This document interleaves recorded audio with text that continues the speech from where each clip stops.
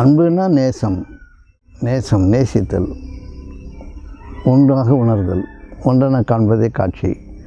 அதுலேருந்து பிறக்கக்கூடியது தான் அறிவு. அந்த ஏற்றுக்கொள்ளும் தன்மை தான் நகுகன்றது. இடுக்கன் வருங்கால் நகுகன்னா யூ ஷுட் அக்செப்ட் இட். துன்பங்கள் ஏன் வருது, வந்த பிறகு நீங்கள் அதை எப்படி களைவது என்பதன் மீது தான் நாங்கள் அறிவை செலுத்தணுமே தவிர, ஏன் வந்தது என்ற கேள்விக்கு விடை இல்லை. துன்பங்களை எதிர்கொள்வது எப்படி, எதிர்கொள்வது என்பது ஏற்றுக்கொள்வதில் இருக்கிறது. வந்தாச்சு, அச்சப்படக்கூடாது. வாழணும் என்ற நினைப்பு அதிகரிக்கணும். வாழணும், சீராகணும், சரியாகணும் அப்படின்னு நம்ம நினைக்கணும். நல்லது தானே செய்தோம், ஏன் அப்படி வந்தது, அதுக்கு என்ன காரணம் சொல்கிறது? இறை நம்பிக்கை என்பது நல்லதின் பால் சாயர்தான். எந்த வாழ்க்கை வசதிக்கு நீங்கள் தகவல் அமைஞ்சிட்டீங்க, தகவல் அமைஞ்சிட்ட பிறகு தப்புன்னு சொல்லிட்டு இருந்தீங்கன்னா எப்படி? அது தீமைகள் இருக்காத படைப்பு எந்த படைப்புங்க இருக்குது? நான் இருக்கிறதுல நல்லதை நினச்சி நல்லது செய்து பகிர்ந்து கொடுத்துட்டு தான் போகலாம். நன்மையின் பாதி சிறக்க வாழ்வது வாழ்வு. உணவு யார் யாருக்கு எப்படி எப்படி பிடிக்குதோ அவங்க எடுத்துக்கிட்டு தான் இருக்கிறாங்க. நேர்வழி சொல்லியிருக்காங்க, முடிஞ்சால் கடைப்பிடிங்க, இல்லை பிடிச்சா சாப்பிட்டு போங்க. தீர்ப்பளிக்க இறைவன் போதுமானன்னு இறைவன் மீது பொறுப்பேற்படுத்துங்க. மக்கள் எதை விரும்புகிறாங்களோ மக்கள் தீர்ப்பே மகேசன் தீர்ப்பு. சினமடங்க கற்றாலும் சித்திபுர பெற்றாலும் மனமடங்க கல்லாருக்கு வாராய் பராபரம். மனம் அடங்கணுமே தவிர மனமே இல்லாமல் போகிறதுன்னு பொருள் கிடையாது. அப்போ உயர்ந்த எண்ணங்களால் நீங்கள் நிறையணும். அறிவுன்னு ஒன்று இருக்குதா இல்லையான்னு கேட்டிங்கன்னா நீங்கள் ஒழிஞ்சிட்டிங்கன்னு அர்த்தம். உப்பு கொஞ்சம் அதிகமாகிடுச்சுப்பா, கொஞ்சம் தண்ணியிலே கலந்து சுடுதண்ணி போட்டு சரி பண்ணிடலாம் அப்படின்போது எண்ணங்கள் அடங்குது. சூழ்நிலை தெரிஞ்சிடுச்சு. இப்போ இது எவ்வாறு குறைப்பது என்பதை அறிவோடு கற்றுக்கணுமா, இல்லை அதை செய்தவங்கள தூண்டாடலாமா? இது இப்படி செய்யணும் என்பதை அறிந்து செய்யணும். அந்த அறிவு தெளிவு தான் மனம் அடங்குவதற்கான வழிமுறை. ஏன் நீ பெருக்கலை அப்படின்னு கேட்கும்போது தான் கலவரம் வருது. ஏன்னா பெருக்கலான்னு தெரியுது, நீங்கள் பெருக்க வேண்டியதானே. சாணிக்குன்னே மேய்ச்சிட்டா காலை கழுவிடுறீங்களே, அது மாதிரி தவறான எண்ணங்கள் வரும்போது நீக்கிட வேண்டியதானே. கடவுள் என்பது கடந்து உள்ளே சென்று அறிவது. நீங்கள் கடக்கவே மாட்டேங்கிறீங்க, சாக்கடையாக ஊறுறீங்க. தேங்கி குட்டையை போல் ஒரே பிரச்சனை உட்காந்துருந்தா எப்படி? அறிந்தும் செய்யாமல் இருக்கிறது தான் நம்முடைய அறியாமை. நம்மளால் ஏழை இல்லைன்னா தகவல் வரோம், ஏன்னுட்டால் சண்டைக்கு போகிறோம். தன் அழிவை தேடிக்கிறவன் தான் நாக்க வெளியே விடுவான். சுய அறிவு உள்ளவன் இடத்துக்கு தகுந்த மாதிரி பேசிடுவான். உங்களுக்கு நீங்களாக உதவியாக இருங்க. உங்கள் பேச்சால் நீங்கள் உங்களை காயப்படுத்திக்காதீங்க, உங்கள் பார்வையால் உங்களை காயப்படுத்திக்காதீங்க, நீங்கள் கேட்குற கேள்விகளால் உங்களை அழிச்சிக்காதீங்க. அறம் என்பது தேர்ந்து தெளிந்து செய்வது, அதனுடைய இயல்பை அறிந்து செய்வது. வேணும்னா அந்த வேணும் என்பதுமே நிற்கணும் தானே. உடம்பு சரி, என்ன பண்ணுறது தெரியல. நல்ல வழி வேணும், இது சரியாகணும், அதுவும் நின்னணும். எல்லாருடைய துன்பங்களை தன் துன்பம் போல் எவன் பார்க்க தவறுகிறானோ அவனுடைய அறிவினால் ஒரு பயனும் இல்லை. ஒருவனை நீர் நின்று உலகம் பேரறிவாளன் திரு. தன்னுடைய செல்வங்களை கொண்டு ஒரு நடுவே இருக்கும் குளம் எல்லோருக்கும் பயன்படுவதைப் போல் அவன் எப்போ பிறகு பயனுடையதாக செலவு செய்கிறானோ அவன் பேரறிவாளன் அப்படின்னு சொல்கிறார். பெரிய அறிவாளன் அப்படி பெரிய அறிவுடையவன் சொன்னாலே அவனுடைய செல்வங்கள் பகிர்ந்தளிக்கப்படணும், பொதுவில் வைக்கப்படணும்னு அர்த்தம். ஊருணி ஊர் கூடி மக்கள் எடுத்து சொல்கின்ற குளம் ஊருணி நீர் நிறைந்து அற்றி உலகம் பேரறிவாளன் திரு. அப்போ பெரிய அறிவுடையவன் யாருன்னா அவனுடைய செல்வங்கள் எல்லோருக்கும் எப்பொழுது பொதுவாக பயன்படுவதாக இருக்கிறதோ அன்னைக்கு அவன் பேரறிவாளன். அறிவினால் ஆகுவதுண்டோ பெரிது நோய் தன்னோய் போல் பொற்றாக்கடை. அப்படி அறிவு வச்சுக்கிட்டு ஒன்றும் பண்ண முடியாது. மற்றவருடைய துன்பங்களை தன் துன்பம் போல் எவன் கருதுகிறானோ அவனுடைய அறிவு தான் அறிவு அப்படின்னு சொல்லியிருக்கு. அறிவு அற்றம் காக்கும் கருவி, சிறுவார்க்கும் உள்ளழிக்கலாக அரண் ஒரு குறள் இருக்குது. அறிவு அற்றம் காக்கும் கருவி, எத்தகைய துன்பங்களையும் போக்குகின்ற தன்மையுடையது, எத்தனை கெடுதிகளையும் கேடுகளையும் போக்குகின்ற தன்மையுடையது அறிவு. சிறுவார்க்கும் யார் அழிக்க முனைகிறாரோ அவர்களெல்லாம் உள்ளே அழிக்க முடியாத ஒரு அரணாக நமக்கு வேலை செய்கிறது அறிவு தான். அந்த அறிவெல்லாம் அன்பிற்குள் அடக்கம். அன்பு என்ற ஒன்றுக்குள் அடக்கம். அன்பிலிருந்து எல்லா அறிவுகளும் பிறந்து வருகிறது. எல்லா அறிவுகளும் அன்பிலிருந்து தான் பிறக்கதே தவிர, அன்புனா நேசம், நேசம், நேசித்தல், ஒன்றாக உணர்தல், ஒன்றென காண்பதே காட்சி. அதுலேருந்து பிறக்கக்கூடியது தான் அறிவு. அறிவு வந்து பகுப்பாய்வு செய்து கொள்வதற்கான ஒரு கருவி தான். அன்பு இணைவதற்கான ஒரு கருவி, அறிவு பகுப்பாய்வு செய்து தனித்தனி உணர்வதற்கான ஒரு கருவி. அந்த கருவிகள் நமக்கு வழங்கப்பட்டிருக்குது பொறிப்புலன்களாக. அதே அன்பு கடவுள் சொல்கிறீங்க, அறிவே தெய்வம்னு சொல்கிறார் தாய்மானார். அந்த அறிவே தெய்வம்ன்றாரு. தெய்வமுக்கும் கடவுளுக்கும் வித்தியாசம் இருக்குல்ல. தெய்வம் என்பது பிறந்து வளர்ந்து நேர்வழி நின்று உயர்ந்த தன்மையில் தன்னை ஆக்கி கொண்டவர்கள் எல்லோரும் தெய்வங்கள். வையத்துள் வாழ்வாங்கு வாழ்பவன் வானுரையும் தெய்வத்துள் வைக்கப்படும். இந்த அகிலமெல்லாம் இருந்தவர்கள் அறிவில் உயர்ந்தவர்களாக இருப்பார் அப்படின்னு சொல்லிடலாம். ஆமாம், அன்பில் உயர்ந்தவர்கள் அறிவில் நிச்சயமாக உயர்ந்தவர்களாக தான் இருப்பாங்க. இப்போ தெய்வம் என்பது வந்து வாழ்ந்து உய்த்துணர்ந்து தெளிவான பாதை அறிந்து மக்களுக்கு தெளிவானதை சொல்லுகின்ற ஆற்றலோடு தன்னை தூய்மைப்படுத்தி கொண்டவர்கள் தெய்வங்கள். சரியா? கடவுள் என்றது அப்படி இல்லை. ஆதி இல்லாதது, பிறவாதது, அகிலம் யாவர்க்கும் தலைமை பொறுப்பானது, அது கடவுள். அப்படி அறிபவன் குழப்பமில்லாதவன். இது கீதையில் இருக்குது. என்னை யார் ஆதி இல்லாதவன் என்றும் ஆரம்பம் இல்லாதவன் என்றும் பிறவாதவன் என்றும் உலகிற்கெல்லாம் அகலங்களுக்கெல்லாம் தலைவன் என்றும் என்னை எவன் அறிகிறானோ அவன் மயக்கம் இல்லாதவன், அவன் எல்லா பாவங்களிலிருந்தும் விடுபட்டவனாகிறான் அப்படின்னு இருக்குது. இப்போ தெய்வத்தான் ஆகாதெனினும் முயற்சி தன் மெய்வருத்த கூலி தரும்னு சான்றோர்களால் வழிகாட்டப்பட்ட பின்பும் அது பயன்படலைன்னு ஒருத்தன் சொன்னால் கூடன்னு அர்த்தம். தெய்வத்தான்னா கடவுளாலேயே ஆகாதுன்னு அர்த்தம் கிடையாது. சான்றோர்களால் அன்போடு அரவணைக்கப்பட்டு வழிகாட்ட பின்பும் உங்களால் ஒன்று எனக்கு ஆகிறது இல்லைன்னு ஒருத்தன் நீக்கிட்டாலும் அவனுடைய உழைப்பானது முயற்சி தன் மெய்வருத்த கூலி தரும். உடம்பை உழைச்சி கஷ்டப்பட்டு அதுக்கு வாழ்க்கையை அவனுக்கு அவன் என்ன உடம்பை இயக்கிறானோ உடம்பை கொண்டு உழைக்கிறானோ அந்த உழைப்புக்கேற்ற கூலி. தெய்வம் இருந்தால் சான்றோர்கள் வழிகாட்டுதல் வந்து கொடை, தானாக எல்லாம் புரண்டு வரும். இதை உழைச்சி பெறணும். தெய்வத்தான் ஆகாது நீ சொல்கிற வழியில் எனக்கு உதவாதுப்பான்னு நீ சொல்லிட்டாலும் சான்றோர்கள், அறிவுள்ளவர்கள், பெருமக்கள், பேரவழிவிட்டவர்கள், ஞானமிக்கவர்கள் எல்லாம் உங்கள்கிட்ட வந்து அரவணைச்சு செய்தி சொன்னாலும் அப்படியே சொல்லிட்டு தானே இருக்கிறாங்க. மகா முனிவர்கள், மகா பெரியவர்கள், ஞானமிக்க மனிதர்கள், வழிகாட்டிகள் எல்லாம் சொல்லிட்டு தான் இருக்கிறாங்க. இதெல்லாம் வேலைக்கு ஆகாதுன்னு சொல்லுவாங்க இல்லையா? தெய்வத்தான் ஆகாது எனினும் முயற்சி, உன்னுடைய சொந்த முயற்சி, உன் வாழ்க்கைக்கான முயற்சி, நீ எதை பெற விரும்புகிறாயோ அதற்கு நீ எவ்வாறு முயல்கிறாயோ அந்த முயற்சி உனக்கு ஒரு கூலியை தரும்னு பொருள்.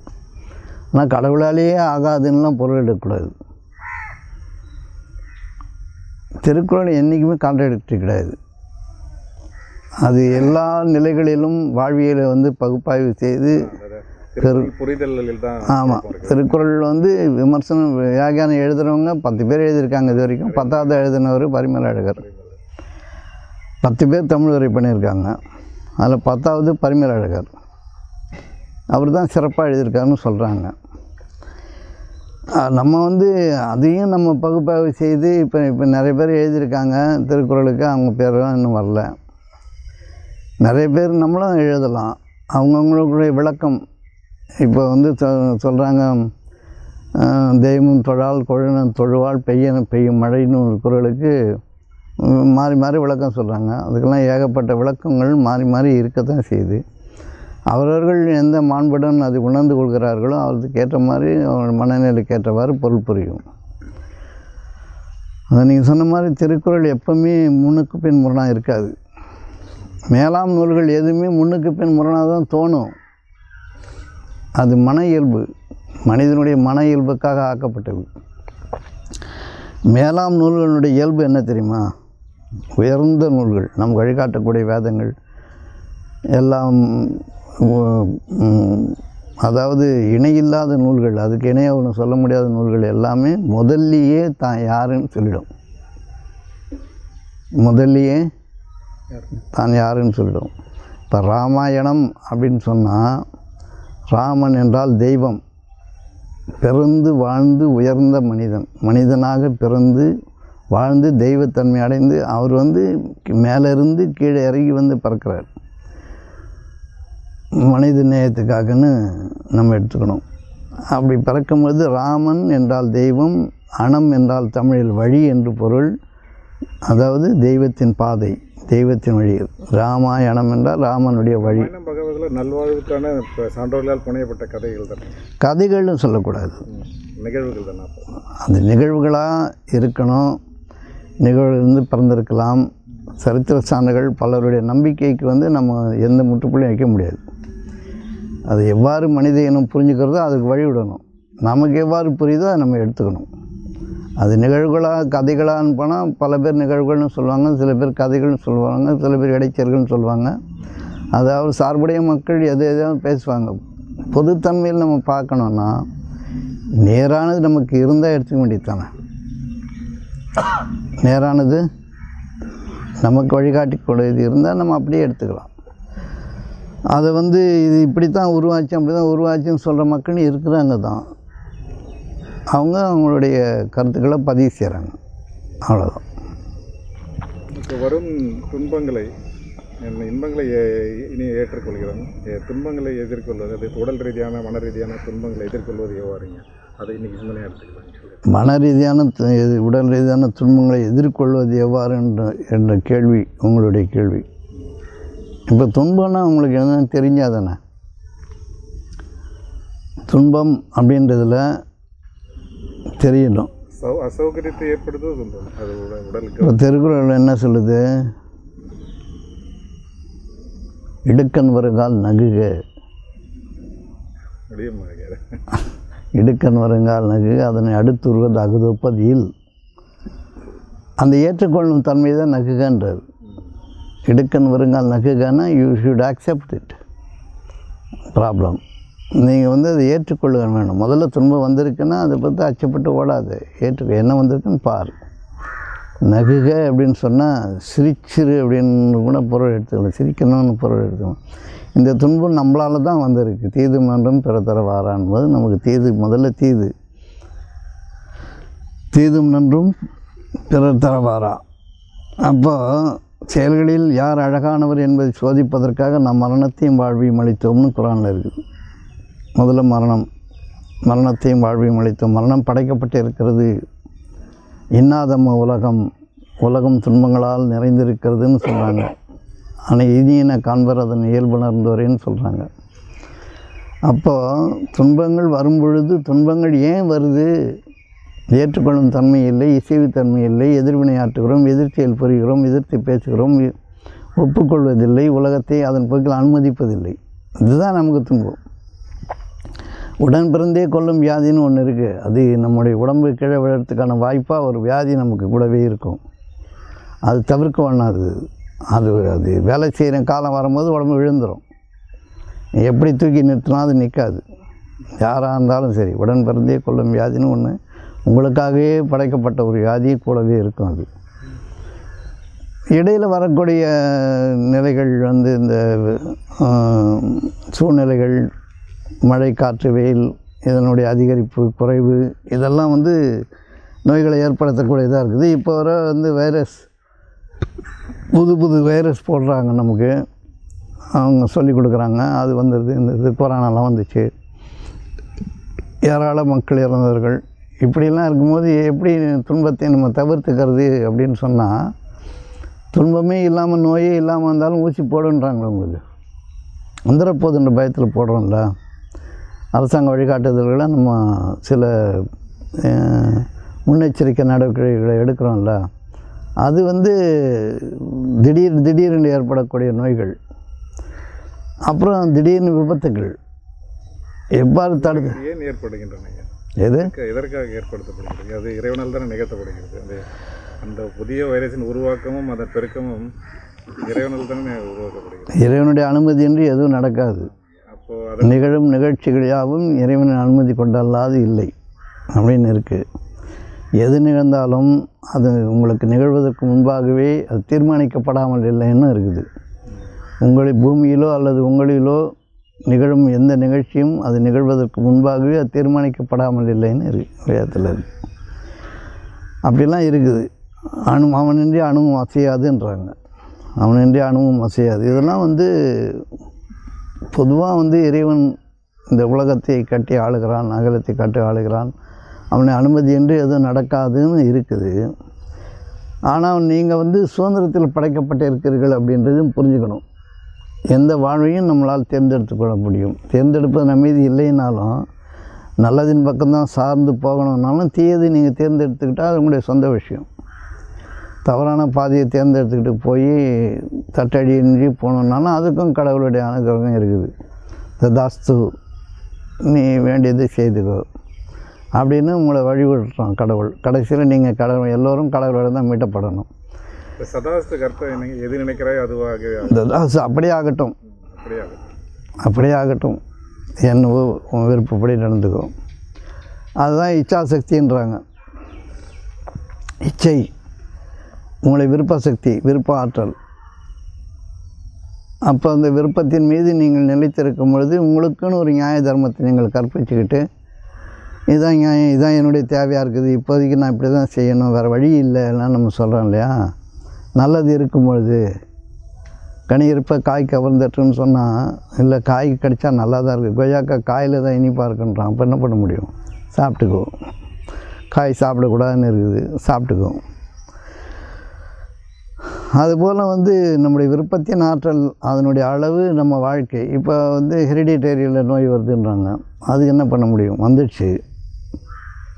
வந்த பிறகு அந்த இசைவுத்தன்மை, ஏற்றுக்கொள்ளும் தன்மை, அது பெருவாரியான துன்பங்களை போய்க்கிடும். அதான் இடுக்கண் வருகால் நகுக்க. இதற்கு என்ன சொன்னேன் லாஸ்ட் டைம், ஏற்றுக்கொள்ள நீங்கள் பொறுப்பற்ற தன்மைட்டீங்க. அது வேறு நீங்கள் கேட்ட கேள்வி.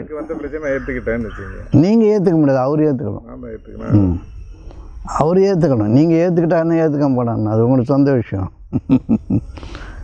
நீங்கள் ஏற்றுக்கிட்டு உங்களுடைய துன்பத்திலேருந்து நீங்கள் விளைவிக்கலாம், இல்லை துன்பப்படலாம். அவர் ஏற்றுக்கணும். இது அக்செப்டன்ஸுன்றது செப்பரேட்டு, இண்டிவிஜுவல். அது ஏற்றுக்கொள்ளும் தன்மை என்பது வந்தாச்சு. வந்த பிறகு நீங்கள் அதை எப்படி களைவது என்பதின் மீது தான் நீங்கள் அறிவை செலுத்தணுமே தவிர, ஏன் வந்தது என்ற கேள்விக்கு விடை இல்லை. அது ஹெரிடிட்டரின்னு சொல்லலாம், கிளைமேட்டுன்னு சொல்லலாம், சூழ்நிலைன்னு சொல்லலாம், சந்தர்ப்பம்னு சொல்லலாம். குறுக்கிடுது பண்ணிக்கணுங்க. இப்போது இவருக்கு தானே இதை கொஞ்சம் கவர் பண்ணிக்கிட்டா, யாருக்கு பார்க்கணுன்னா பார்த்தா பாடம் எனக்கு நான் இவனை ஏற்றுக்கிட்டாங்க. ஆக்சுவலி இவனும் அந்த ஏற்றுக்கொள்ளும் தன்மை என்பது அதன் இதுக்கு ஃபுல் கவர் போட்டுக்கிட்டா, பார்க்குறவங்க எனக்கு தேவையில்லாம் கேள்வி கேட்பாங்க அப்படின்னா, அவன் பார்த்தா அவன் கண்ணை மூடிக்கிட்டான். அவனுக்கு வேலை நான் இப்படி தான் போவான்ட்டு திறந்து விட்டு போவேன். அது அவருடைய ஏற்றுக்கொள்ளும் தன்மையுடைய உச்சக்கட்டம். அது எதிர்ப்பாக மாறி இருக்குது. அவருடைய மனநிலை அது ஃபுல் அக்செப்டன்ஸ் எல்லாம் வந்தாச்சு. நம்ம இப்படி தான் இருக்கிறோம், நம்ம ஏன் மூடணும், பார்த்தா பார்க்கட்டும், நம்மளை தானே எதனா சொல்லுவாங்க அப்படின்னு அவர் நினைக்கிறாரு. அவருடைய இளம் வயசு, அது சின்ன வயசுன்றதுனால அப்படி தோணும். கொஞ்சம் முதிய வயசு, கொஞ்சம் பெரிய ஆளான பிறகு எதுக்கு அவங்களுக்கு சங்கடப்படுத்தணுன்ற அறிவு வரும். நமக்கு தான் அப்படி இருக்குது, அவங்கள எதுக்கு நம்ம சங்கடப்படுத்தணும் அறிவு வரும்போது தானே சரியாயிடுவார். அதனால் துன்பங்கள் ஏன் வருதுன்றதுக்கான அடையாளம் இருக்குது. துன்பம், நல்ல சக்தி தீய சக்தி ரெண்டும் இருக்குது. நான் படைத்தவற்றின் தீங்கை விட்டோம்னு ஒரு வாக்கியம் இருக்குது. தீங்கு இருக்குது, அதில் நன்மைகளை நம்ம சார்ந்து வாழணும். அது ஏன் வருதுன்றதுக்கு பதில் இல்லை. நாமவே நேர்வழி தேர்ந்தெடுத்து நல்லதை பகுப்பாய்வு செய்து பகுத்து அறிந்து தேர்ந்து தெளிந்து இந்த வழியில் போகணுன்னு முடிவு பண்ண பிறகு கூட அதுலேயும் ஒரு தீமை இருக்கும். தீமை கலக்காத நன்மை இல்லை. அந்த தீமை என்பது சதவீதம் குறைஞ்சிருக்கும். அதாவது 2 பகுதியாக பிரித்தோன்னா 50 பிரித்தோன்னா 51% எது செய்கிறீங்களோ அது நன்மையின் பாதை, 1% அதிகமான நன்மையின் பாதை, 1% அதிகமான தீமையின் பாதை. இந்த பக்கம் 50 ஒன்று ஏற்றுனீங்கன்னா, ஆனால் ரெண்டும் சமம் இல்லை.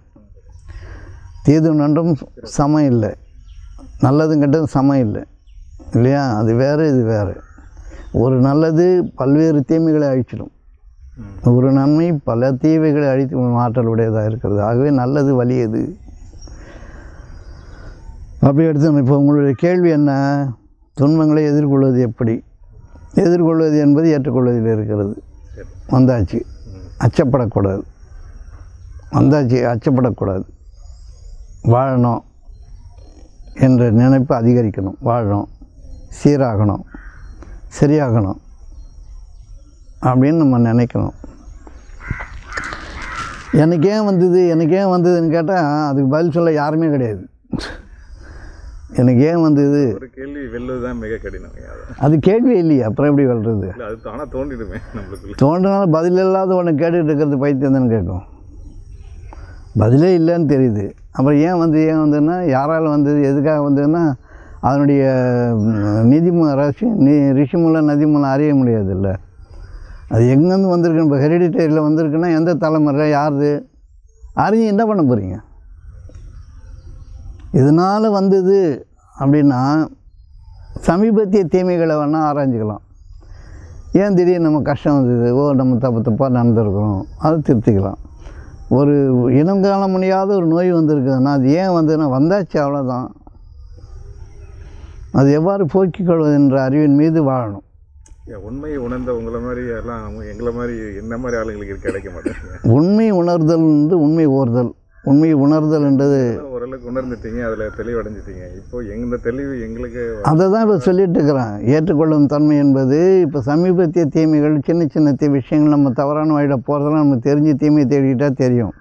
இனங்காண முடியாத தீமைகள் வந்து என்ன பண்ணுறது? இப்போ ஒருத்தருக்கு நல்லதே செய்கிறீங்க, அவங்களுக்கு எதிராக எழுந்து நிற்கிறாரு, நீ யார் எனக்கு செய்கிறது, என்ன செய்துட்டான்னு சண்டைக்கு வர்றாரு, சண்டை பிடிக்கிறாரு. அது இனங்காண முடியாத தீமை. நல்லது தானே செய்தோம், ஏன் அப்படி வந்தது? அதுக்கு என்ன காரணம் சொல்கிறது? அந்த மாதிரி தீமைகள்லாம் இருக்குது.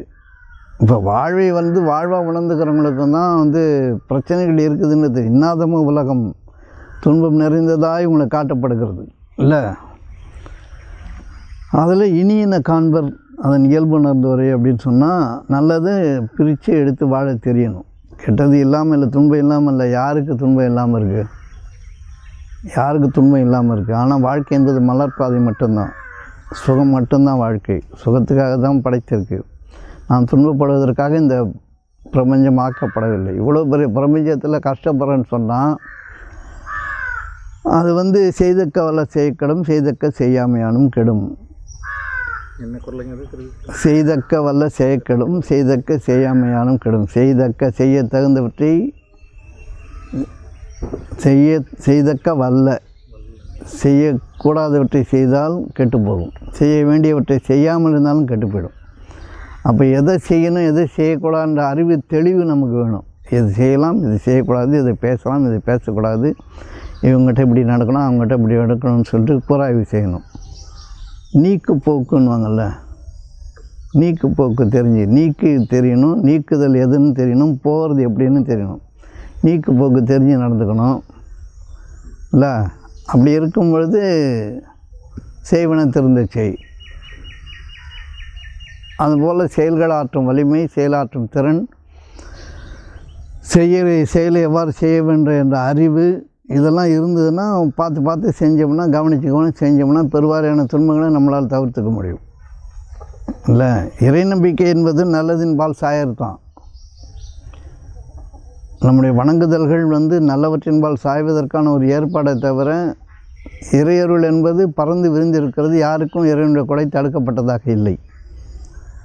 நம்பிக்கை கொண்டிருந்தும் ஏதேனும் சம்பாதிக்காமல் இருந்து விட்டு கடைசியில் அவர்கள் கொள்ளும் நம்பிக்கை வீணானது. நம்பிக்கை இருக்குதுன்னா, இறை நம்பிக்கை இருக்குதுன்னா இப்போயே நீங்கள் சம்பாதிக்கணும்னா இறைவனுடைய கொடையை சம்பாதிக்கணும், இறைவனுடைய அருளை சம்பாதிக்கணும், அவனுடைய அறிவை சம்பாதிக்கணும், அவனுடைய தெளிவை சம்பாதிக்கணும், அவனுடைய பரோபகாரத்தை சம்பாதிக்கணும், நன்மையின் பாதையில் நம்ம நடக்கணும். இதுதான் சம்பாதனை. சரியா? காசு பணத்தை கேட்டு கார் பங்களா வாங்கி வச்சுக்கிறது கிடையாது. இந்த வாழ்க்கையை நீங்கள் எவ்வளோ சுலபமாக யோசிக்கணுமோ அவ்வளோ சுலபமாக யோசிக்கணும். முதல்ல நம்ம அந்த இடத்துல தான் இருக்கிறோம். இப்போ பெரும் ஞானிகள் வந்த வழி, சொண்டி போன வழியெல்லாம் நமக்கு தெரியாது. அவங்க என்ன சொல்கிறாங்க? மாசில் வினையும் மாலை மதியமும் வீசு தென்றலும் வீங்கில வேணிலும் மூசு வண்டரை பொய்கையும் போன்றது ஈசன் இந்த இணையடி நிழலேன்றாங்க. எல்லாமே அவனுடைய நிழலில் கிடச்சிடுதுன்றாங்க. அந்த மாதிரி உய்த்துணர்ந்த ஞானிகள் சொன்னதை நம்ம எடுத்துக்கும் போது இந்த வாழ்வு நேரடியாக நம்ம தாக்குதில்லை. நேராக நம்ம வாழ்க்கைக்குள்ளே நுழையும் போது நம்முடைய இடர்பாடுகள், நமக்கு உண்டான சோதனைகள் எல்லாம் நமக்கு வரத்தான் செய்யும். இதற்கு அவங்களுடைய வழிமுறைகளை ஒரு சப்போர்ட்டிங் டாக்குமெண்ட்ஸ், ஒரு வழித்துணையாக ஆக்கிக்கலாம்.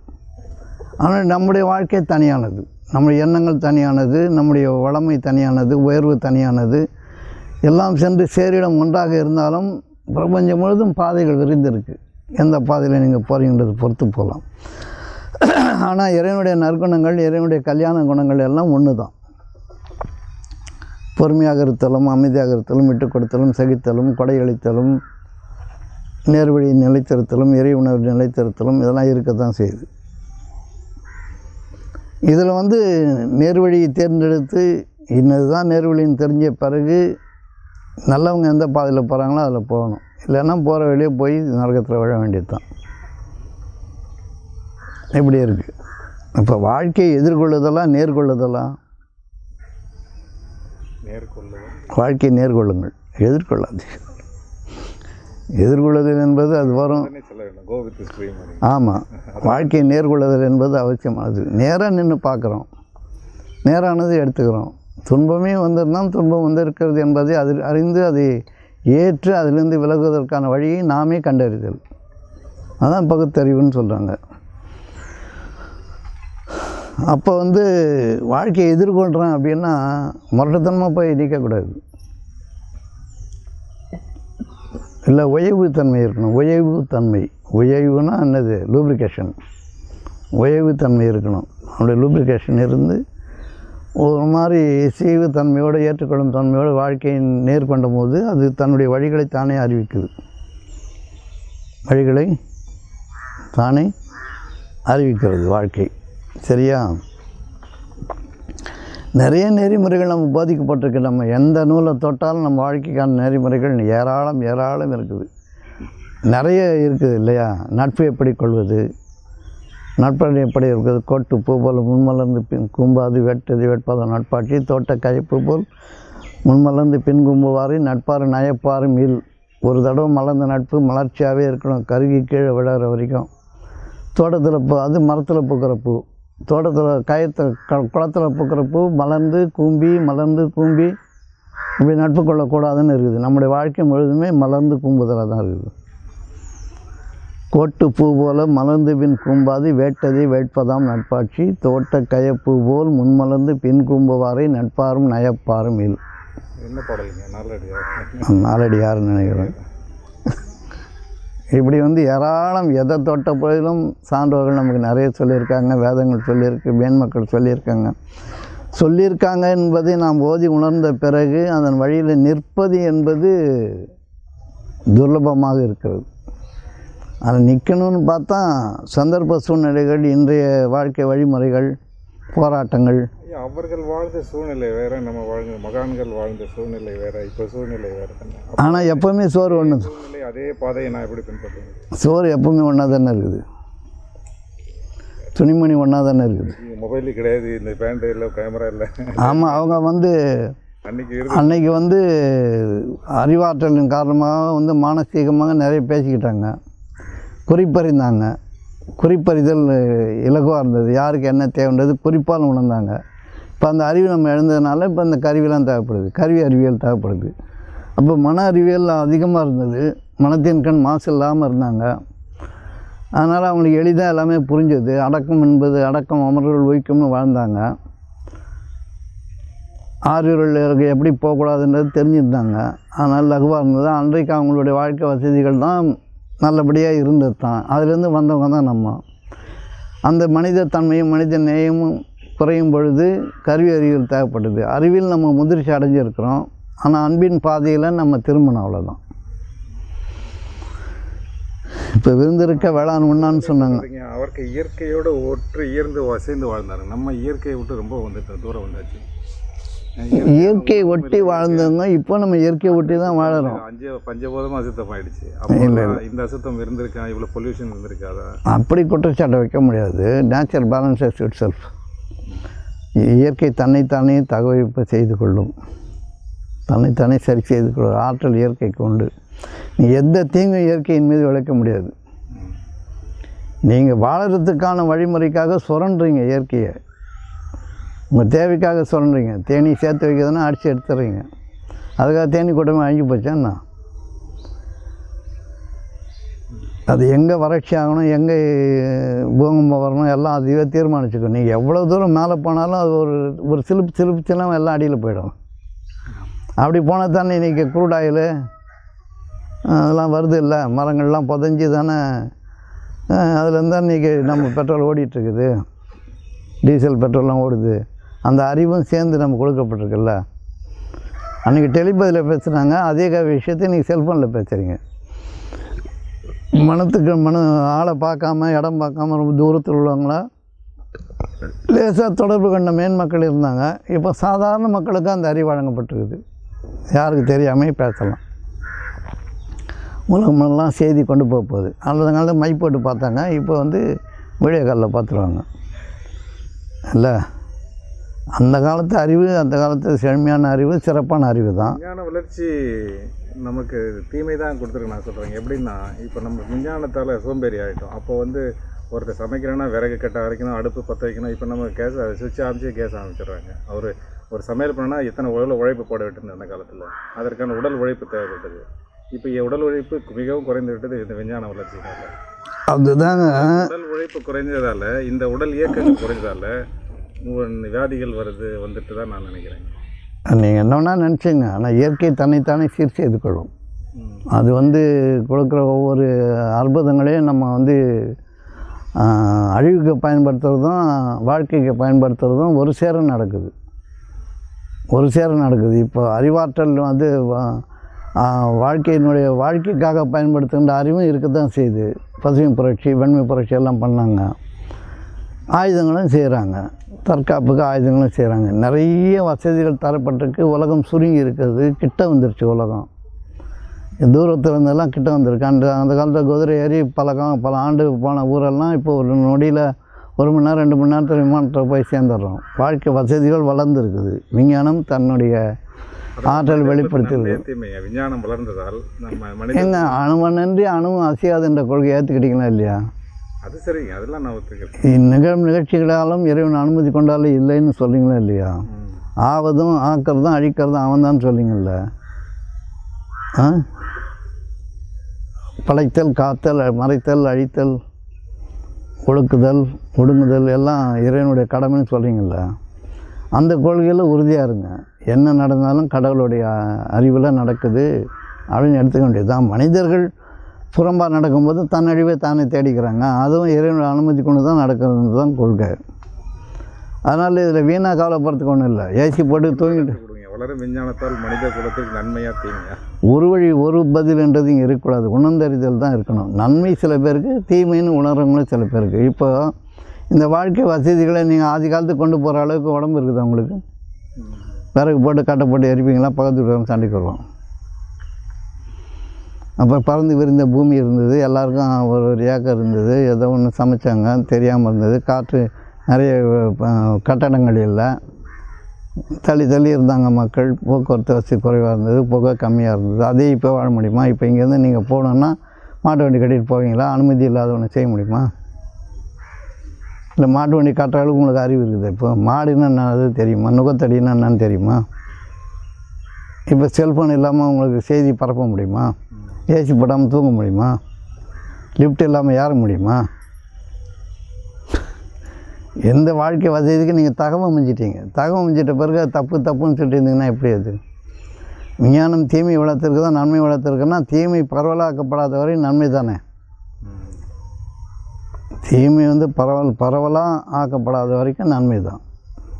செல்ஃபோனில் எல்லாத்தையும் நன்மை இருக்குது, கெட்டதும் இருக்குது. நம்ம மனித மனம் வந்து நன்மையும் தீமையெல்லாம் ஆகியிருக்கு. உங்கள் மனதை ஒழுங்கு பண்ணிக்கிறதுக்கு உங்களுக்கு தெரியுமா? விஞ்ஞானத்தை விடுங்க. நீங்கள் விஞ்ஞானத்தில் உங்களுடைய மனதை ஒருமைப்படுத்தவோ, ஒழுங்குபடுத்தவோ, சீர்மைப்படுத்தவோ, சிறப்பாக்கவோ உங்களால் முடியுதா? அப்புறம் எப்படி குற்றச்சாட்டுகளை வைக்கிறது? உலக இயக்கத்தின் மீது, உலக கண்டுபிடிப்புகளின் மீது, இறைவனுடைய அருள் கொடையின் மீது நீங்கள் எப்படி குற்றச்சாட்டுகளை வைக்கிறீங்க? அழிவு சக்தி இருக்க தான் செய்யுது. அந்த காலத்தில் கத்தியில் வெட்டிகிட்டு இருந்தால் இப்போ குட்டில் வெட்டிகிட்டு இருக்கிறான்.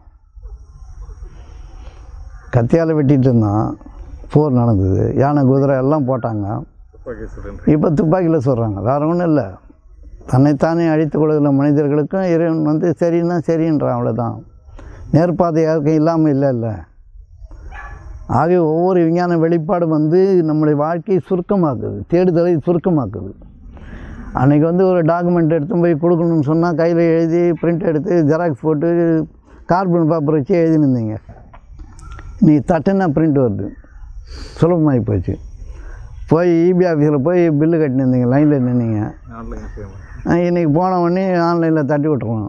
பெரும்பாலான பட்டா வாங்குறது சீட்டா வாங்குறது எல்லாம் ஆன்லைனில் ஆகிப்போச்சு. டாக்குமெண்ட்டு இங்கேருந்து பேப்பர் எழுத்து எல்லாம் மாயமாக பறந்து போய் இன்னொரு கம்ப்யூட்டரில் போய் அது எது நடக்குது. அந்த காலத்தில் மை போட்டு பார்த்தாங்க, இப்போ எல்லாத்தையும் போட்டு பார்க்கணும்ல. இந்த வளர்ச்சியை எப்படி நீங்கள் வரவேற்காமல் தீமைன்னு சொல்கிறது? உங்களுக்கு சொல்லக்கூடியவங்க வந்து அதில் உழைக்கணுன்ற ஆர்வம் இல்லாமல் தான் இருக்கிறாங்க. இப்போ கட்டப்பட்டு நெருப்பு அரிச்சு சாப்பிடணுன்னா உங்களுக்கு கட்டை கிடைக்கணும்ல. மரங்கள் உடல் உழைப்பு குறைஞ்சிடுது. ஏன் உடல் உழைப்பு குறையுது? போய் நடங்க, வேலை செய்யுங்க. உங்கள் வீடு பாருங்கிற தோணுன்னா மறுபடியும் எடுத்து போய் தோண்டின்னு இருங்க. யார் வேணுன்ற உங்களுக்கு? நீங்களே ஜெயிச்சு தானே கேட்குறீங்க. பழந்தோடனா வீடு கட்ட போகிறீங்கன்னா கடப்பரத்தின்னு போய் நானே நோண்டின்னு இருங்க.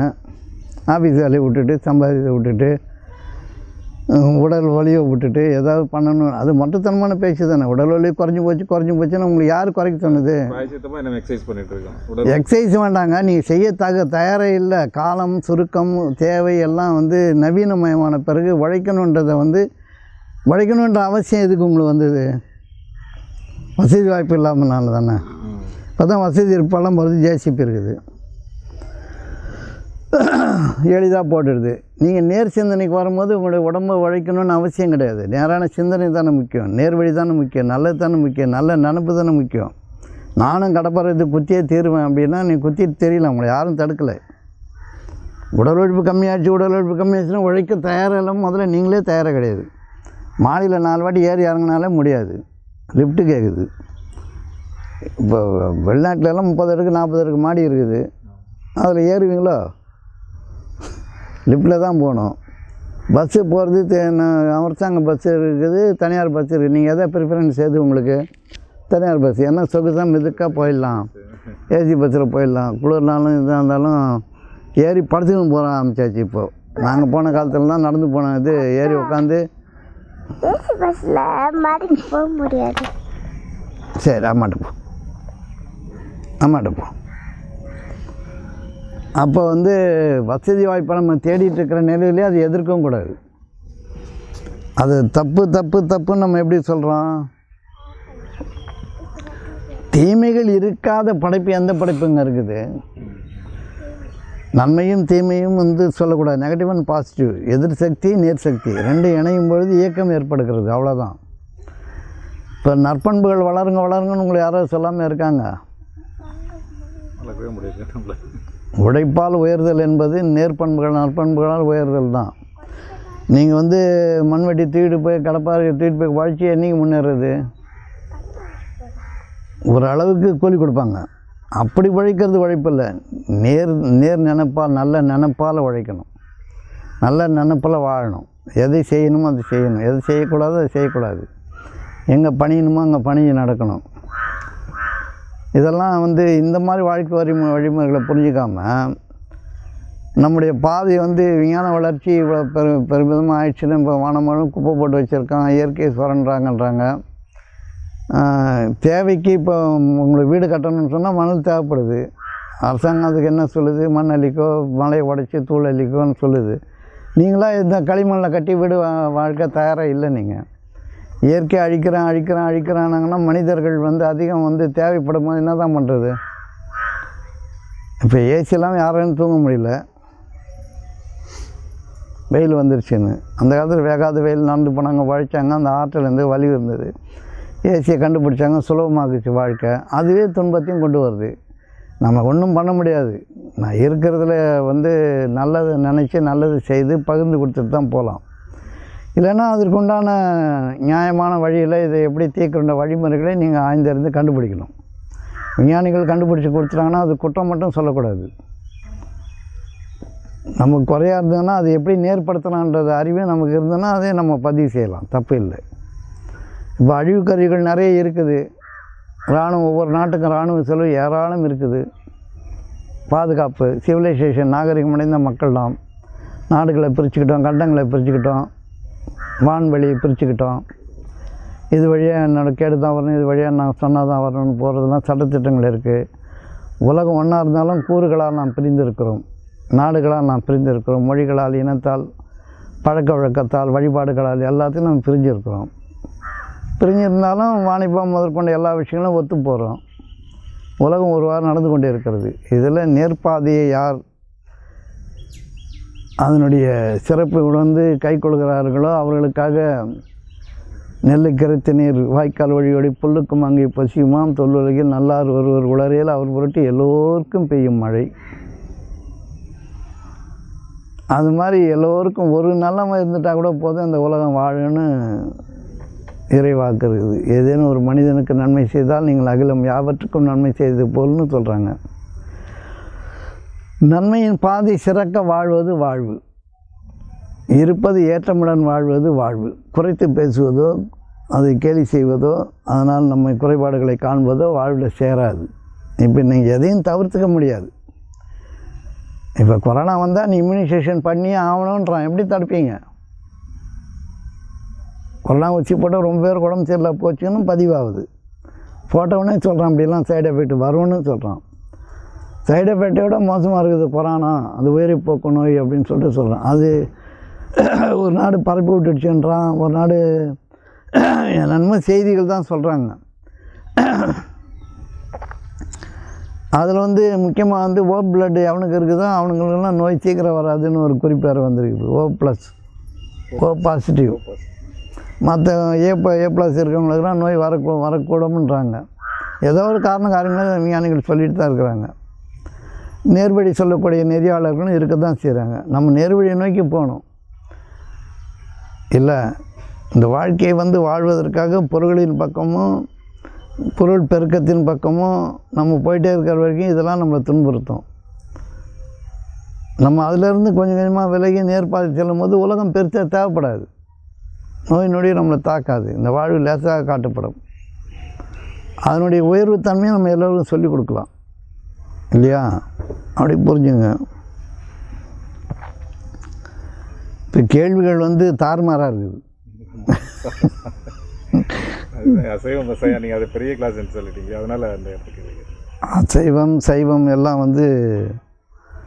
அதாவது ஏன் அந்த குரலுக்கு வல்லூர் கொடுத்தாரு, நீ உன் உடம்பு வளர்க்கறதுக்கு இன்னொரு உயிரை ஏன் கொண்டு சாப்பிட்ற, அப்படி எப்படி அருள் கிடைக்கும்? அது நிறைய பேர் சொல்லியிருக்காங்க. அசைவம் சொல்லியிருக்காங்க, சைவம் சொல்லியிருக்காங்க. நேர்வழியாளர்கள் கொஞ்சம் இறக்கப்படணும்னு வள்ளுவர் சொல்லியிருக்காரு. எல்லா உயிரும் கைகூப்பி தொழும்பெல்லாம் சொல்லியிருக்காரு. நிறைய குரல் அதில் சொல்லியிருக்காரு.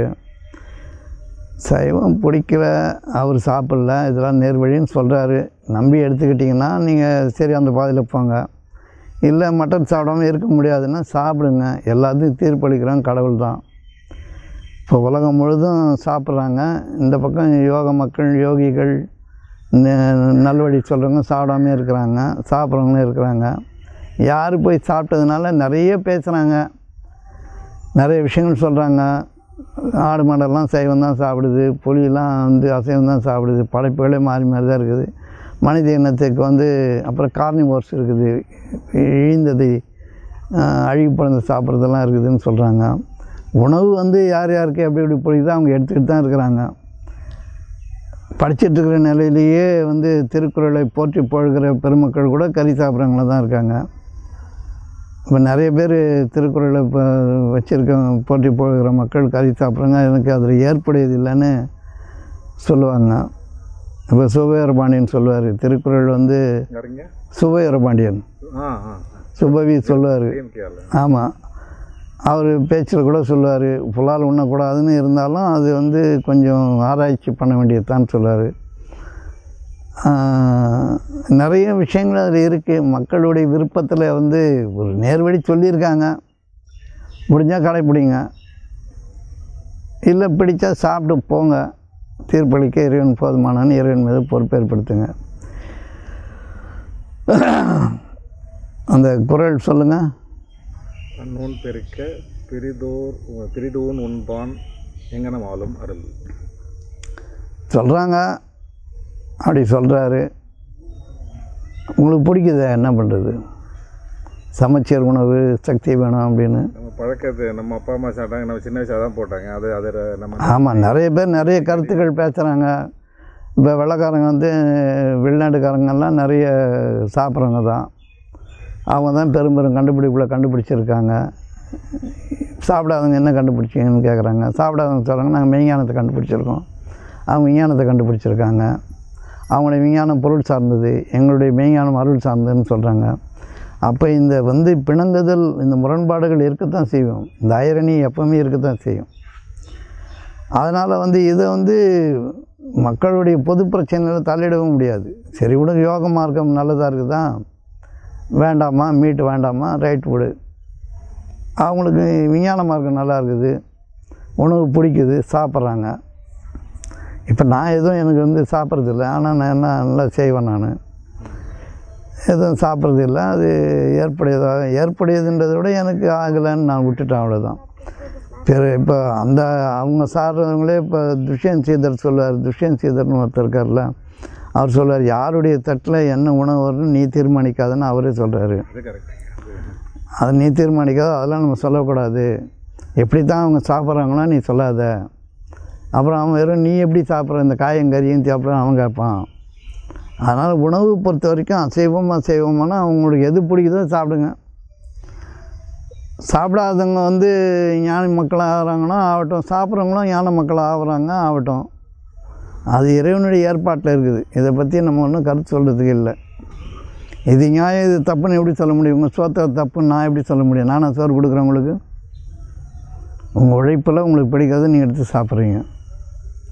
நேர்வழி வந்து சாப்பிடாம இருந்தால் நல்லதுன்னு உணர்ந்தவங்க சொல்கிறாங்க. சாப்பிட்டா நல்லதுன்னு அவங்க என்ன உணர்ந்தாங்களோ அதை சொல்கிறாங்க. இதை எப்படி நம்ம பிரித்து சரின்னு சொல்ல முடியும், தப்புன்னு சொல்ல முடியும்?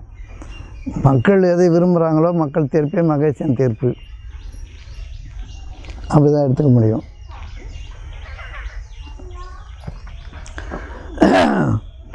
கேள்வி எண்ணங்கள் இல்லாமல் இருக்கணும். எனக்கு எண்ணங்கள் இல்லாமல் இருக்கணுமா? என்ன பண்ண போகிறீங்க இல்லாமல் இருந்து?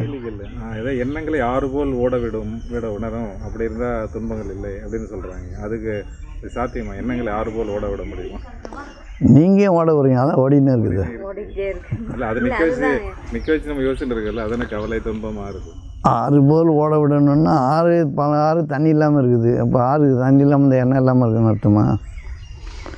அது ஏதோ சொல்கிறது, எண்ணம் இல்லாமல் ஏன் இருக்கணும்? இப்போது தேவையில்லாத எண்ணங்கள் வரும் இல்லையா? மனசு அமைதி விடணும்னா ஏதாவது பழங்காலத்தில் கிடைச்ச ஒரு துன்பமான அனுபவமோ இல்லை எதிர்காலத்தினுடைய எண்ணங்களோ வந்துகிட்டே இருக்கும். எண்ணம் இல்லாமல் இருந்தால் எனக்கு மனசு நிம்மதியாக இருக்க மாதிரி. அதாவது எண்ணம் இல்லாது இருத்தல்ன்றது வந்து சரியான பதம் கிடையாது. சினமடங்க கற்றாலும் சித்திபுர பெற்றாலும் மனமடங்க கல்லாருக்கு வாராய் பராபரம். மனம் அடங்கணுமே தவிர மனமே இல்லாமல் போகிறதுன்னு பொருள் கிடையாது. மனமற்ற நிலை பேசுகிறாங்க. மனமற்ற நிலைனா மனதினுடைய உச்சக்கட்ட ஆற்றல் தான் மனமற்ற நிலை, உச்சக்கட்டத்தன்மை, அவனுடைய பேராற்றல். அது மனம் வந்து ஆத்மாவுடைய கீழ் நிலைன்னு சொல்கிறாங்க ராமணர். அப்போ மனம் உயர உயர உயர உயர ஆன்மாவில் போய் கலந்துடும். அப்போ உயர்ந்த எண்ணங்களால் நீங்கள் நிறையணும். உயர்ந்த எண்ணங்கள் என்பது நினைக்க நடக்க தான். நீங்கள் நினைக்க எதாவது படைக்க கருதினாலும் அதற்கு அவன் கூறுதெல்லாம் ஆகு என்பதான் உடனே அது ஆகி விடுகிறது. அந்த நிலைமைக்கு உயரணும். மனத்துக்கள் மாசு இல்லாது இருக்கிறது. எண்ணங்களில் உயர்தல் தான் இருக்கிறது தவிர எண்ணங்களில் உயர உயர உயர உயர என்ன வேணுமோ அது மட்டும்தான் வரும். எண்ணமே இல்லாமல் போனோம்னா சேர்த்துடலாம், அது நின்றுடும். எண்ணம் இல்லாமல் போகணும். மனதினுடைய உச்சபட்ச ஆற்றலுக்கு தன்னை நிகழ்த்தணும்னா உயர்ந்தவற்றை நீங்கள் செல்லணும். உயர்ந்தது எதுவோ அது தெரிந்து இதுதான் நல்லதுன்னு சொன்ன பிறகு எப்படி நினச்சிக்கிட்டே இருப்பீங்க? நல்லதுன்னு தெரிஞ்சு போச்சு. இப்போ ஆனால் படிக்கிறீங்க, எழுத்து போட்டு எழுதி காட்டுறாங்க. முதல்ல வரைஞ்சி தானே காட்டினாங்க. இப்போ போடுன்னா அந்த படம் வேணுமா வேணாமா? நான் சொல்கிறது புரியுதா? வரைஞ்சி தானே காட்டினாங்க உங்கள் குழந்தையில. படம் பார்த்து வரைஞ்சிங்க, பார்த்து வரைஞ்சிங்க, கற்றுக்கிட்டீங்க. இப்போ படம் வேணுமா? தன்னால் வந்துடுமா? கற்றுக்கிட்ட பிறகு படத்தை தூக்கிட்டே போய் பார்த்து பார்த்து போகிறீங்களா? இல்லை, எழுத்துக்களை பார்த்து பார்த்து எழுதுறது இல்லைல்ல. ஒருவாறு எண்ணங்களால் நம்ம வந்து உயர உயர உயர எண்ணங்கள் வந்து எது தேவையோ அதில் நின்றுடும், தேவையில் நின்றுடும். நல்ல எண்ணங்கள்லாம் இல்லை, எது தேவையோ அதில் நின்றுடும்.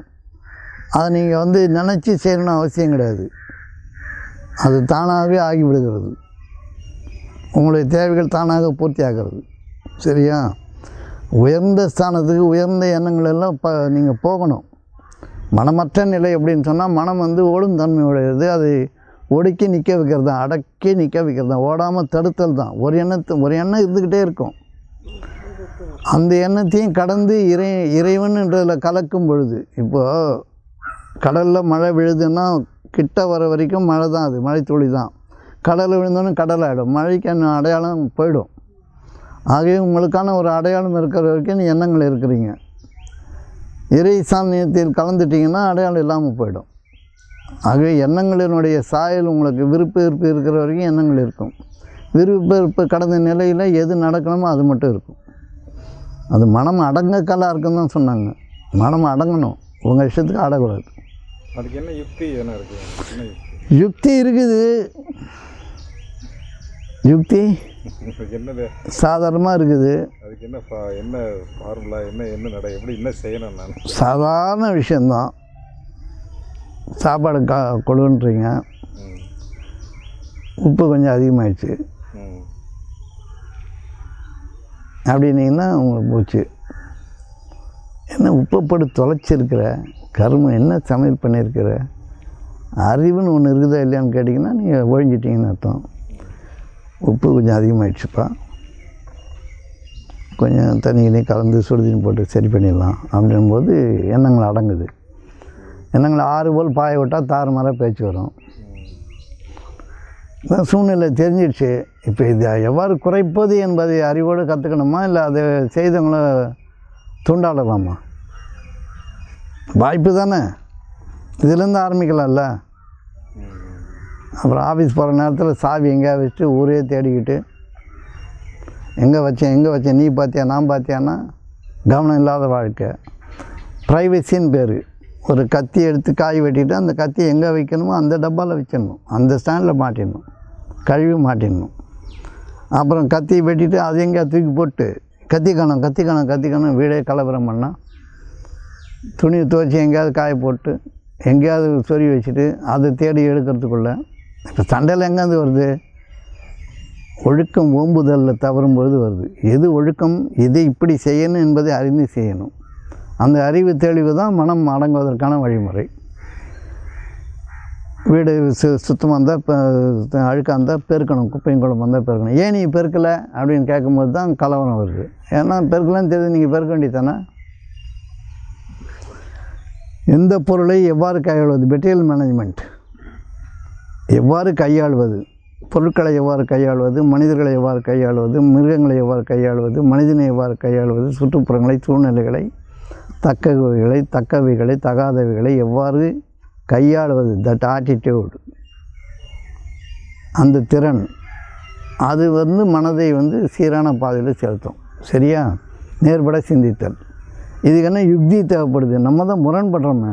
பழக்கத்தின் வழி இந்த மனம் செல்லுது. பழக்கத்தின் வழி தான் மாற்ற சொல்கிறேன். இப்போ பழக்கம் எங்கேருந்து வந்ததுங்க? அந்த எங்கே நானாக உருவாக்குறது இல்லையா? அது என்னுடைய அப்பா அம்மா என்ன சொல்லி கொடுத்தாங்களோ அப்படியே வந்துருச்சா இல்லையா? அதாவது இப்போ நீங்கள் இந்த உடம்பு எப்படி வந்துச்சுன்னு ஒரு வாட்டி கேளுங்க. நான் எப்படி 5.5 அடி ஆனேன்னு சொல்லுங்கள், அதுக்கு பதில் இருக்கா? வளர்ந்துருச்சு. அது மாதிரி இது வந்துருச்சு. இப்போ இது உடம்புல ஒரு நோய் நீக்க முடியணும் உங்களால். வாயில் ஒரு தப்பான எச்சில் வந்தால் துப்பிடுறீங்கள, சாணிக்குன்னே மிதிச்சிட்டா காலை கழுவிடுறீங்கள. அது மாதிரி தவறான எண்ணங்கள் வரும்போது நீக்கிட வேண்டியதானே, நன்மையை நோக்கி பாய வேண்டியதானே. ஆன்மீகம் என்பது கடவுள் என்பதை அறிவது, கடவுள் என்பது கடந்து உள்ளே சென்று அறிவது. ஒவ்வொன்றையும் கடந்து போயிட்டே இருக்கணும். நீங்கள் கடக்கவே மாட்டேங்கிறீங்க, அதுலேயும் ஸ்டாக்னண்ட்டாக நின்றுடுறீங்க, சாக்கடையாக ஊறுறீங்க. தேங்கி குட்டையை போல் ஒரே பிரச்சனை உட்காந்துருந்தா எப்படி? Throw it out. Just moment வேணும் இல்லை, அடுத்ததுக்கு போகணும் இல்லை, போகிறதுக்கு நம்ம தயாராக இல்லை. ஒரு வழி பண்ணால் விடமாட்டேன்னு நம்ம நின்னா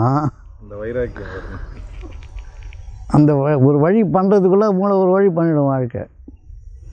இப்போ மனம் அடங்க கற்றல் தானே கல்வி. கற்க கசடார, உங்கள் மனதில் உள்ள கசடுகளை அரும் வரைக்கும் கற்றுங்க. கல்வியை கசடாரன்னா ஃபுல்லாக படித்து முடிச்சிட்டேன் அப்படி இல்லை.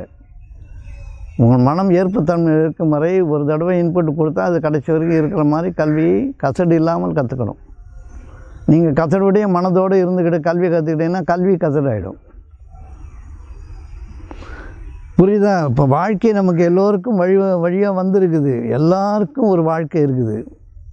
கொஞ்சம் வசதி வாய்ப்பு இருந்தால் தான் வாழ்க்கையாக இருக்கும். வசதி வாய்ப்பு இல்லைன்னா வாழ்க்கை ரொம்ப சோகமாகிடும். இப்போ ஓரளவுக்கு கொடுக்கப்பட்டிருக்குன்னா அதை நெறிப்படுத்திக்க வேண்டியது தானே. அதை நெறிப்படுத்திக்க வேண்டியது தான். காலைல 4 மணிக்கு எழுந்துங்கன்னு எல்லா பெரியவங்களும் சொல்கிறாங்க. நீங்கள் எழுந்துக்க முடியுதா? நீங்கள் எழுந்துக்கிறீங்க, எல்லோரும் எழுந்துக்கிறாங்களா? நைட் ஷீட் போகிறவங்க என்ன பண்ணுவாங்க? வாழ்க்கை வேறு மாதிரி அமைஞ்சிருக்கிற போது இப்போ பொதுவான இந்த யுக்திகள் பயன்படாது. இப்போ நைட்டு ஃபுல்லாக ஆடை வடிசில் ஒர்க் பண்ணுறவங்க, பஸ்ஸு ஓட்டுறவங்க, காய்கறி கொண்டு வரவங்க, பால் ஊற்றுறவங்களாம் எப்படி 4 மணிக்கு எழுந்துக்க முடியும்? தூங்கினா தானே எழுந்துக்கிறதுக்கு. அவங்க பகல் தூக்கம் தப்புன்றாங்க. பகலில் தான் அவங்க தூங்க வேண்டிய கட்டாயம் இருக்குது. ஏன்னா இன்றைய காலகட்டம் அவ்வாறு வளர்ந்துருக்கிறதுனா அதுக்கேற்ற மாதிரி தகவல் வேணும். இப்போ நைட் ஷிஃப்ட் வேலைக்கு போகிறது தப்புன்னு சொல்லிடலாம், நைட்டில் கண் முழிக்கூடாதுன்னு சொல்லிடலாம். ஆனால் பெரும்பாலான மக்களுக்கான சேவைகளை நைட்டில் தான் ஆற்ற வேண்டியிருக்குது இல்லை. அதனால் அவர்கள் மன்னிக்கப்படுவார்கள். அவர்களுடைய உடல்நலம் பாதுகாக்கப்படும், இயற்கையாலே பாதுகாக்கப்படும். அவர்கள் வரம் பெற்ற மனிதர்கள். இப்போ நைட்டில் பஸ்ஸு ஒரு டிரைவர் தான் ஓட்டுறாரு. எவ்வளோ பேர் நம்பி போகிறோம். அவருக்கு தூக்கம் வராது, அவர் உடம்பு நல்லா இருக்குன்றதுக்கான ரோபோவாக அவர் எரை கருணை அழைத்து செல்கிறது இல்லை. இப்போ தகவமைதல் அதுதான் ரொம்ப முக்கியம். தகவமைதல் தான் ரொம்ப முக்கியமானது. இப்போ உங்களுக்கு நேர்வழி தெரியுமா தெரியாதா? நல்லது எதுன்னு தெரியுமா தெரியாதா? ஏன் நடக்க மாட்டேறீங்க? பச்சை தண்ணியில் தான் குளிக்கணும்னா நம்ம சுடுதண்ணில் தானே குளிக்கிறோம். அறிந்தும் அறியாமல் அறிந்து அறியாமல் இல்லை, அறிஞ்சதை ஏற்றுக்க முடியல. அறியாமைன்றது இன்னோசென்ஸ்ன்றது பிளிஸ். அது ஒரு வரமாக இருக்கிறது, சிறப்பு. அது புரியுதா உங்களுக்கு? அறிந்தும் செய்யாமல் இருக்கிறது தான் நம்முடைய அறியாமை. அப்போ முதல்ல இப்படி தான் நடக்கணும், இப்படி தான் பேசணும்னு எல்லாருக்கும் தெரியுமா தெரியாதா? தெரியும். இப்போ நமக்கு கீழே இருக்கிறவங்ககிட்ட, நம்ம குறைஞ்சவங்ககிட்ட மார்த்தட்டி பேசலாம், காலை தூக்கி கொள்ளலாம். மேலே இருக்கவங்ககிட்ட, ஒரு அதிகாரிகள்கிட்ட போய் பேசுங்க. சாதாரணமாக ஒரு லெட்டர் வாங்க போகிற ஒரு அதிகாரிகிட்ட ஏதோ ஒன்று வாங்க போகிறீங்கன்னா எப்படி போய் பவ்யமாக நிற்கிறீங்க? ரேஷன் கடையில் போய் எவ்வளோ நேரம் நிற்கிறீங்க? லைனில் நிற்கிறீங்க, முன்னே போயிடுங்க பார்க்கலாம். க்யூவில் நிற்க தெரியுதில்ல, சூழ்நிலை தெரியுதில்ல. அதுபோல் எல்லா இடத்துலையும் பயன்படுத்தினா இதெல்லாம் ஆன்மீகம். வேறு ஏதாவது ஆன்மாவை நோக்கிய பயணம் தானங்க ஆன்மீகம். ஆன்மா என்பது செயலற்றது, போக்குவரத்து இல்லாதது. அது எந்த செயலும் செய்கிறதில்லை, அது நிலைத்திருக்கிறது. அதை நோக்கிய பயணத்துக்கு போகும்போது நீங்கள் பொறுமையோடு நீங்கள் போக வேண்டியது தானே. பொறுமை இழந்து தாவிக்கிட்டு குதிச்சுக்கிட்டு போனீங்கன்னா என்ன ஆகும்? எல்லாத்துக்கும் வரம்பு சட்டத்திட்டம் இருக்குல்ல, போகிற பாதைன்னு ஒன்று இருக்குல்ல, ஒரு வேகம், ஒரு வெலாசிட்டி இருக்குல்ல, மாஸ் இன்டு ஆக்சலரேஷன் இருக்குல்ல. இதெல்லாம் எப்படி தெரியாதுன்னா நீங்கள் சொல்ல முடியாது. அது எல்லாராலையும் பயிற்றுவிக்கப்பட்டிருக்குது. அம்மாவால், அப்பாவால், தாத்தாவால், பாட்டியால், பக்கத்து வீட்டுக்காரனால், ரோட்டில் போகிறவனால எல்லாம் சொல்கிறேன். ஜாக்கிரதையாக போ நான் சொல்கிறானா இல்லையா? எச்சரிக்கையாக போன்னு சொல்கிறான்ல, பார்த்து போன்னு சொல்கிறான்ல. இதெல்லாம் வேதமாக தெரியல உங்களுக்கு? பக்கத்துலேருந்து சொல்லி கொடுக்குறாங்கல்ல. நம்ம என்ன சொல்கிறோம்? அவனை பார்க்குறோம், கொஞ்சம் அழுகு துணி போட்டுருந்தான்னா சண்டைக்கு போகிறோம். அது யூனிஃபார்மில் டிப்டாப்பாக ஏதாவது இருந்தான்னா ஐயா சரிங்க சார் அப்படின்றோம். தகவல் மேறும் இல்லையா? ஆனால் நல்லதுக்கு அது நம்மளால் இல்லைன்னா தகவல் மேறும். ஏன்னுட்டால் சண்டைக்கு போகிறோம். இப்போ மனமடங்கு யுக்தி எப்படி? மனமடங்கு யுக்தி உங்களுக்கு வராமல் இருக்குது. காலையில் எழுந்த உடனே வருது. பகுதிக்காரன் டிவியை பெருசாக வச்சுட்டான்னா உங்கள் மனம் கஷ்டப்படும். ஒரே சத்தம், ஒரு கல்யாணம் போட்டு ஒரு ஸ்பீக்கரை போட்டுவிட்டு உங்கள் வீட்டுக்கு நேராக வச்சான்னு வச்சுங்களேன், எவ்வளோ துன்பமாக இருக்கும். இப்போ மனம் அடங்கணும். எப்படி அடங்குறது? சண்டைக்கு போக முடியாதுன்றதுனால அடங்குது, போய் கேட்க முடியாதுன்றதுனால அடங்குது. கேட்க முடியும்னா போய் கேட்குது. அவ்வாறு இல்லை. நேர்வழி என்பதை தெரிந்து நமக்குள் நாமே அடங்குதல் அடக்கம். அடக்கமுடையார் எல்லாம் உடையார் அல்ல. அடக்கம் அமர்வுகள் வைக்கும், அடங்காமல் யார்கள் வைத்து விடும். தன்னடக்கம் என்பது தான் எல்லாவற்றையும் அறிந்து செயல்படுவது. அப்படி தானே புரிஞ்சுக்கணும். இப்போ எதுவான பொழுதிலும் ஏற்புத்தன்மை என்பது அழகானது. எதிர் செயல் ஆற்றுதல்ன்றது கொஞ்சம் துன்பமானது. ஏன் சிந்தனைகள்லாம் கேட்கும்போது நல்லா இதெல்லாம் உடனே செயல்படுத்தணும்னு தோணுது. அதாவது நம்ம செயல் மாற்றம் தாங்க. இப்போ அந்த செயல் திருத்தங்கள்லாம் செயல் மாற்றம் தான் வாழ்க்கை. செயலை மாற்றி அமைக்கணும். அங்கே அது நிறைய நம்ம சுற்றி நேர்வழியும் நீதிமொழிகளும் இருக்கிற வைராக்கியம் கேட்டு முடிச்சு சாதாரண வாழ்க்கையில் போன பிறகு தெரியுது, நடந்த பிறகு தெரியுது, அப்புறமா தெரிஞ்சுன்னா பிரயோஜனம் இல்லைங்க. நீங்கள் போகிறீங்க, நெருப்புன்னு தெரியுது, கை வச்சா சுடுன்னு தெரியுது, வேறு வழியில் சுட்டு தான் ஆகணுன்னா அது உங்கள் இஷ்டம். அது சரி, திருப்பி சுட்டுச்சு, அவ்வளோதான். அது உங்கள் சொந்த விஷயம். அதில் யாரும் தலையிட முடியாது. நான் இப்படி தான் போவேன் அப்படின்னா தலையாக நடப்பேன்னா நடந்துங்க. அதுக்கு யாருக்கும் தொந்தரவு இல்லாத வரைக்கும் உங்களுக்கு இப்போ பாதுகாப்பு. யாராவது தொந்தரவு வந்தால் தள்ளி விட்டுருவோம். எல்லா இடத்துலையும் இல்லைங்க. நம்ம முயற்சி பண்ணுற முயற்சி தோற்க அதுதான். ஏங்க உங்களுக்கு அனுமதி உங்களுக்குள்ளே தாங்க. நீங்கள் எப்போ தப்பாக சொல்கிறீங்க. ஆக்சுவலாக செய்ய முடியாதில்ல, வெளியில் செய்ய முடியாதில்ல.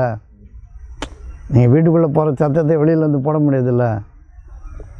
அந்த அனுமதி இல்லைல்ல உங்களுக்கு. சமுதாயத்தில் அந்த அனுமதி கிடையாது. பக்கத்து வீட்டு பையன் போய் கத்த முடியுமா?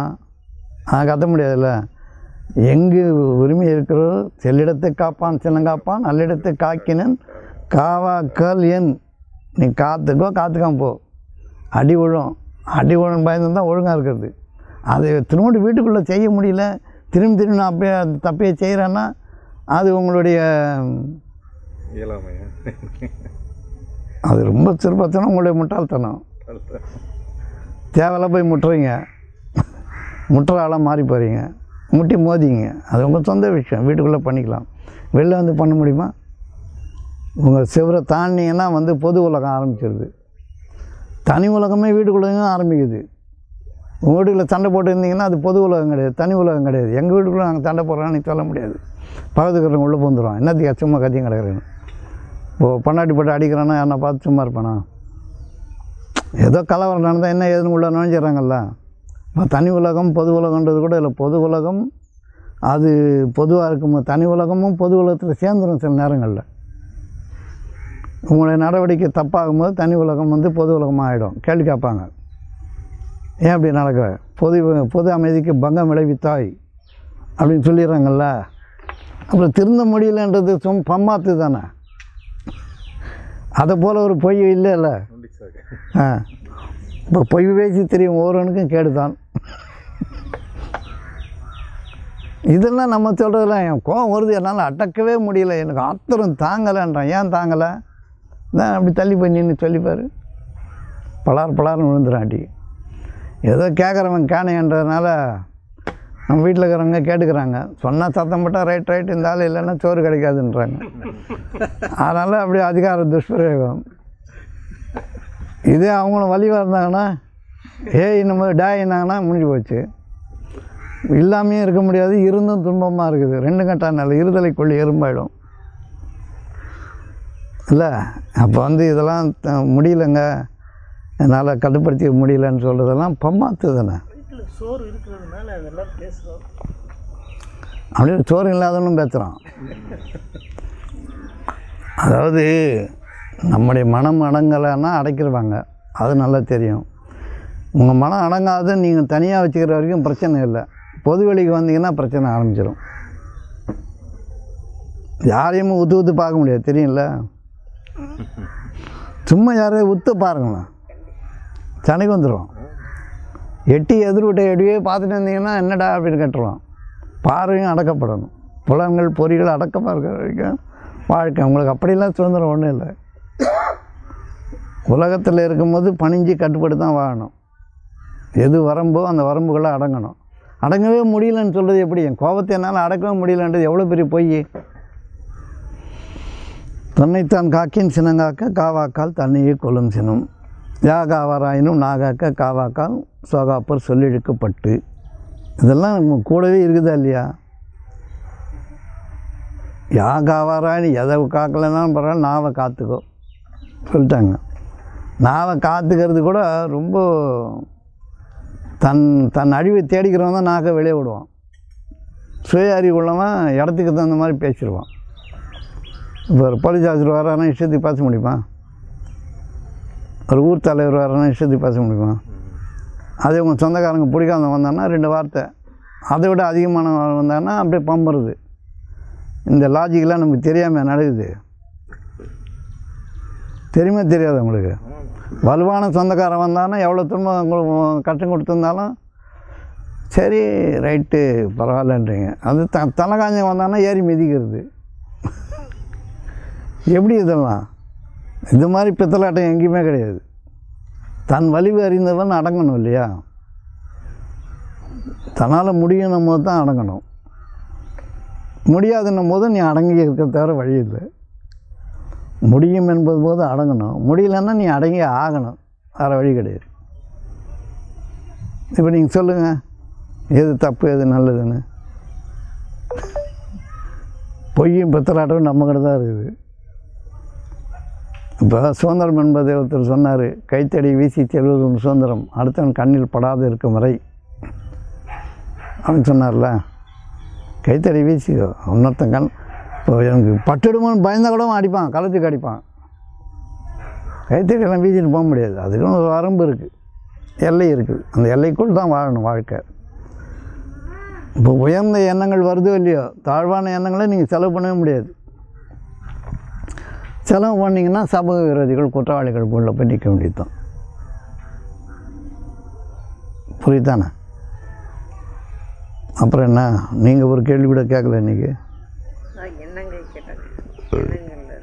எண்ணங்கள் தாம்மா உயர்ந்த எண்ணங்களுக்கு உள்ள நுழையிறது தான் எண்ணங்களை சீர்திருத்துதல். எண்ணங்களை நீங்கள் பகுப்பாய்வு செய்து நல்லவைகளை நினைத்தலின் மூலமாக எண்ணங்களை கலக்கணும். எண்ணங்கள் தாறுமாறாக போகிறதுக்கு காரணம் குற்றம் குறை இருக்கிறதுனானே.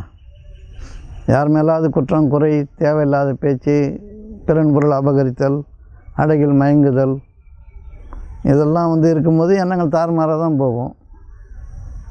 தேவை இருக்கும்போது, நெருக்கடி இருக்கும்போது, இயலாமை இருக்கும்போது எண்ணங்கள் தாறுமாறாக தான் போகும். இது எல்லாத்தையும் ஜெயிச்சு தனக்குள் தான் அடங்கும்போது எண்ணங்கள் அடங்கிடும். எண்ணம் இல்லாமல் இருக்கணும்னா நீங்கள் அடங்குங்க, அடக்கமாக இருங்க. அடக்கம் அமரருள் வைக்கும். அடக்கமாக இருங்கன்னா என்ன சூழ்நிலை இருக்கோ அதுக்கு அடக்கமாக இருங்க. வீட்டில் ஒய்ஃபு தூக்கலாக இருக்குன்னா கொஞ்சம் அடக்கமாக இருங்க. இல்லை நீங்கள் தூக்கலாக இருக்கிறீங்கன்னா நீங்களும் அடக்கமாகவே இருந்து பழகுங்க, மெதுவாக பேசுங்கன்னு அர்த்தம் இல்லை? அப்படி தானே புரிஞ்சுக்கணும். கலோக்கியல் டாக்கிங், வட்டார மொழியில் பேசினா தான் புரியும்.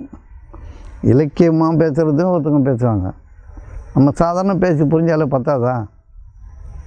ஆன்மீகம் இதானுங்க, அசைவற்ற தன்மை. எதுவும் நம்மளை அசைச்சிடக்கூடாதுன்ற தன்மையை நோக்கி முயல்வது தானே ஆன்மீகம். எதுவும் செய்திடக்கூடாது, எதுவும் என்னை அசைக்கக்கூடாது. ஆற்றல் உடையவனா எதுவும் அசைக்காது. கோழி எல்லாமே அசைக்கும். கோழை தான் தப்பு செய்வான். ஆற்றல் உள்ளவன் தப்பு செய்ய மாட்டான், செய்வதை சரியாக செய்திடுவான். அவன் செய்கிறதெல்லாம் சரியாக இருக்கும். இப்படி புரிஞ்சுங்க. அதனால் எதுவாக இருந்தாலும் ஏற்புத்தன்மை வந்துட்ட பிறகு ஒன்றும் பண்ண முடியாது, புலம்பி பிரயோஜனம் இல்லை. அதை எவ்வாறு நீக்கிக்கொள்வது, எவ்வாறு தகவமைவது, இதுதான் இன்றைக்கி இருக்கிற விஷயம். மற்றதெல்லாம் ரெடிகுலஸ், கேலிக்கூத்து. நம்ம செய்யறதெல்லாம் கேலிக்கூத்தான். யாருக்காவது உதவி செய்யணும்னு நினச்சோம்னா எந்த வகையில் உதவி செய்யலாம்? முதல்ல உங்களுக்கு உதவி பண்ணிங்க. உங்களுக்கு நீங்களாகவே உதவியாக இருங்க. உங்களை காயப்படுத்திக்காதீங்க. உங்கள் பேச்சால் நீங்கள் உங்களை காயப்படுத்திக்காதீங்க. உங்கள் பார்வையால் உங்களை காயப்படுத்திக்காதீங்க. நீங்கள் கேட்குற கேள்விகளால் உங்களை அழிச்சிக்காதீங்க.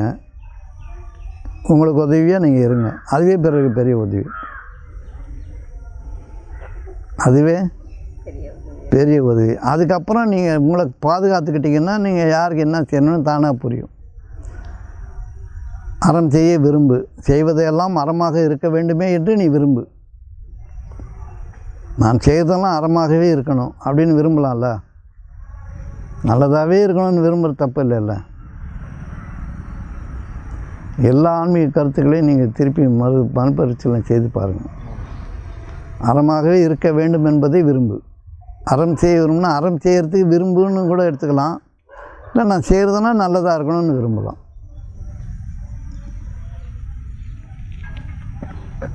உங்களுக்கு எதாவது கேள்வி இருக்கா? அறம் தர்மம் ரெண்டும் ஒன்று தானே, ஒரே வார்த்தை தானே. அறமும் தர்மமும் ரெண்டும் ஒன்றும் இல்லை. தர்மம் சான்ஸ்கிரிட், அறம் தர்மம் எப்படி வச்சுக்கலாம் நீங்கள்? அறம் தர்மம்ன்றது நம்ம பற்றி பேசியிருக்கோம். தர்மம் என்பது அதனுடைய இயல்பு, அறம் என்பது அதில் நீங்கள் ஆக்க வேண்டிய சிறப்பு.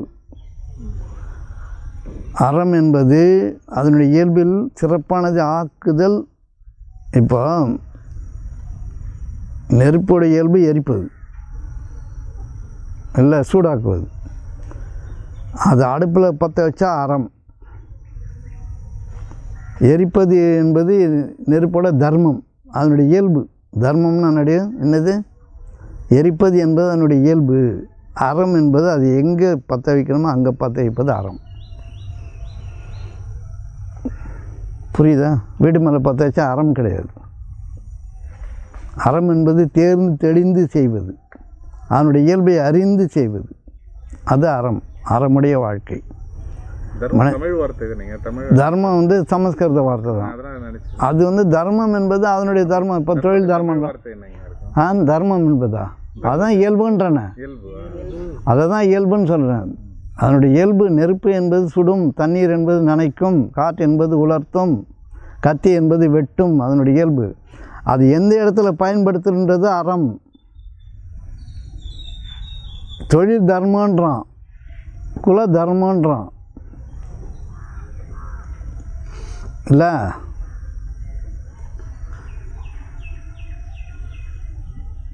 பச்சை தண்ணின்றான், பச்சை தண்ணின்னு சொல்கிறான்ல. அப்படின்னா ஒரு குளிர்ந்த தண்ணி பச்சை தண்ணின்றான். பச்சை பச்சையாக பேசுகிறான்றான். ரெண்டும் ஒன்றா? பச்சை என்பது ஒன்றா? பச்சையாக பேசாதப்பா அப்படின்றான். இங்கே பச்சை தண்ணின்றான். ரொம்ப பச்சையாக பேசுகிற, அது இருக்கிற மாதிரியே பேச.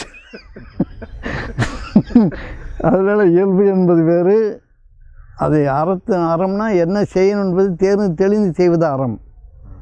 அது கொஞ்சம் வித்தியாசம் இருக்குல்ல. புரியுதா? இது அறம்னாலும் தர்மம்னாலும் ஒன்றும் கிடையாது. தர்மம் என்பது அது அப்படியே இருக்கும், இயல்பில் இருக்கும். அதை நேர்பட தெளிந்து தேர்ந்து இதற்காக அதை பயன்படுத்தலாம், இதைத்தான் இப்படித்தான் செய்யணும் என்பதை அறிந்து செய்வது அறம். தர்மம் என்பது அதனுடைய இயல்புன்னு தான் எடுத்துக்கணும் நீங்கள். சத்திரிய தர்மம் போர் புரிதல் அப்படின்னு சொல்கிறாங்க. வைசிய தர்மம் வாலிபம் செய்தலும் பொருளீட்டலும் அப்படின்லாம் சொல்கிறாங்கள்ல. தர்மன்றது குல தர்மம் அப்படின்னு சொல்கிறாங்க, தொழில் தர்மன்றாங்க. எவ்வளோ தர்மம் அதனுடைய இயல்புன்னு அர்த்தம், அவ்வளோதான். தர்மர் இயல்பு தன்மையில் இருந்தார், ஆனால் தர்மர் அது ஆராய்ச்சிக்கு உட்பட்டது. அவரை பற்றி நல்லதுன்னு சொல்கிறாங்க, கெட்டதுன்னு சொல்கிறாங்க. அதெல்லாம் நம்ம விட்டுருவோம். ஏன்னா அது வெகுஜன மக்களுடைய நம்பிக்கை சார்ந்ததெல்லாம் நம்ம போகக்கூடாது. நமக்கு எது தேவையோ அது வரைக்கும் பேசினா போதும். வெகுஜன மக்கள் வந்து முரண்படுவாங்க, ஒத்துப்பாங்க, ஏற்றுப்பாங்க, இல்லைன்னு சொல்லுவாங்க, ஆமான்னு சொல்லுவாங்க. அதுக்குள்ளே போய் ஒரு புதிய கருத்தை நம்ம பதிக்கணும்னா இப்போ நம்முடைய பணி நம்மளை சீர்திருத்திக்கிறது தான். நம்மளை சீர்திருத்தும் போது நம்முடைய வார்த்தைகள் தெளிவாக வரும்பொழுது அதற்கு பிறருக்கு பயனுடையதாக இருக்கும்போது அது அறம். வார்த்தையினுடைய இயல்பு என்னது? சொல்லினுடைய இயல்பு என்ன? சொல் வெல்லும் அல்லது கொல்லும், ரெண்டும் இருக்குது. வெல்லுகின்ற சொல்லை பேசுவது அறம், சொல்வதும் கொல்வதும் சொல்லுடைய தர்மம். புரியுதா இது? அதனால் வந்து இந்த வியாகியானெல்லாம் நம்ம வந்து சான்றாண்மை மிக்க மக்கள் என்ன பதிச்சாங்களோ அதுலேருந்து ஜனிக்கணும், அதுலேருந்து நம்ம பிறக்கணும், நமக்கு தேவையானதை தேடிக்கணும். ஒரு இது தப்பு அது தப்புன்னு நம்ம சொல்லிகிட்டே இருந்தோம்னா அது தீர்வு இல்லை. அது முரண்பாடுகள், எல்லா விஷயத்திலும் முரண்பாடுகள் இருக்கும். எல்லோராலும் ஏற்றுக்கொள்ளப்பட்ட கருத்து உலகத்திலே கிடையாது. எல்லோராலும் ஒரே நேரத்தில் ஏற்றுக்கொள்ளப்பட்ட நூலும் கிடையாது. அவங்களுடைய இயல்புக்கு தகுந்தவாறு, மன வாழ்க்கை, மன ஆசிரமத்துக்கு தகுந்தவாறு சொல்லப்பட்டதை அவங்க எடுத்துக்கிறாங்க, நம்புகிறாங்க, வாழறாங்க. அதுக்கு அந்த பிரபஞ்சம் கொடுக்குது. அதனால் எதையும் தப்பு சரின்னு நம்ம தீர்மானம் செய்ய முடியாது. தப்புன்னு பட்டால் விளைக்குங்க, சரின்னு பட்டால் செய்துங்க, அப்படி தான் நம்ம சொல்ல முடியும். உங்களுக்கு எது இயல்பு ஏற்புடையதோ அதை எடுத்துங்க, ஏற்பு இல்லை அதை விட்டு விளையிடுங்க, கலவரம் பண்ணாதீங்க. அப்படி புரிஞ்சுக்கணும். இப்போ தர்மம் அறமும் ஒன்றா அப்படின்னா புரிகிற வரைக்கும் புரிஞ்சால் பாருங்கள். ஒன்றுன்னு சொன்னாலும் சொல்லிக்க, அது உங்களுக்கு சொந்த விஷயம். விளக்கம் கரெக்டாக இருக்குங்க. தர்மம் வந்து இயல்பு. ஏன்னா உங்களுக்கு புரிய வைக்க முடியல, உங்களுக்கு புரியலன்றதுக்காக நீங்கள் நினைக்கிறது தான் உண்மையாக இருக்க முடியும். புரிஞ்சிடுச்சுன்னா நீங்கள் மாற்றிங்க, புரியலைன்னா வச்சுங்க. அதான் கீதையில் என்ன சொல்லணும்னா, உயர்ந்ததை கொடுக்கும்போது தாழ்ந்தது தானே கீழே போட்டுருவானா. உயர்ந்ததை ஒன்று கொடுக்கும்போது தாழ்ந்து தானே கீழே போட்டுருவோம். உயர்ந்ததை நான் கொடுக்கும்போது நீங்கள் வாங்கும்போது அது உயர்ந்ததுன்னு தெரியாத வரைக்கும் நீங்கள் வாங்க மாட்டீங்க. அதுக்காக உங்களை துன்புறுத்த முடியாது.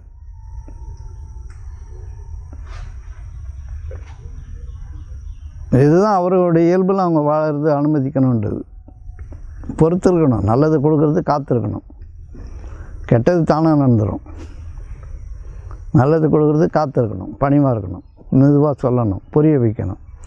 புரியலைன்னா அவங்க ஏசுவாங்க பேசுவாங்க, அதையும் வாங்கிக்கணும் இல்லையா?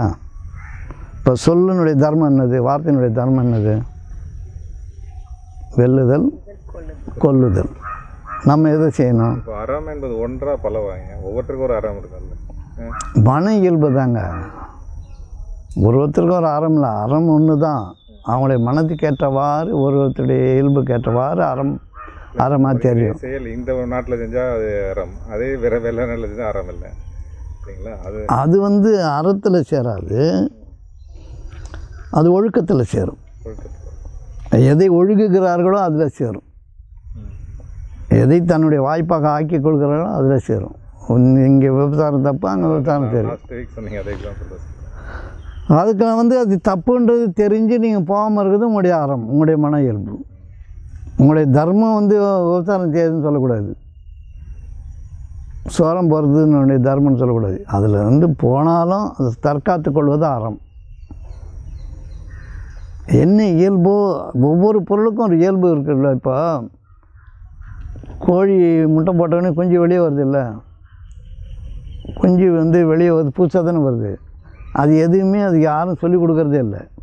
ஆனால் அது பெருசான பிறகு அதை அடக்காக்கிறது, அது பாதுகாக்கிறது, அது இப்போ எல்லாம் செய்யறது தானாக செய்ய தெரியுமா? எந்த பல்கலைக்கழகத்திலும் படைக்கல. அது அதனுடைய தர்மம், அதனுடைய இயல்பில் இருக்குது, சுபாவத்தில் இருக்குது. அது வேறு சுபாவம். அது இருக்கிறதுனால நமக்கு நிறைய சுபாவம் இருக்குது. குழந்தை பிறந்தோடனே பால் குடிக்குது, கரெக்டாக தப்புது.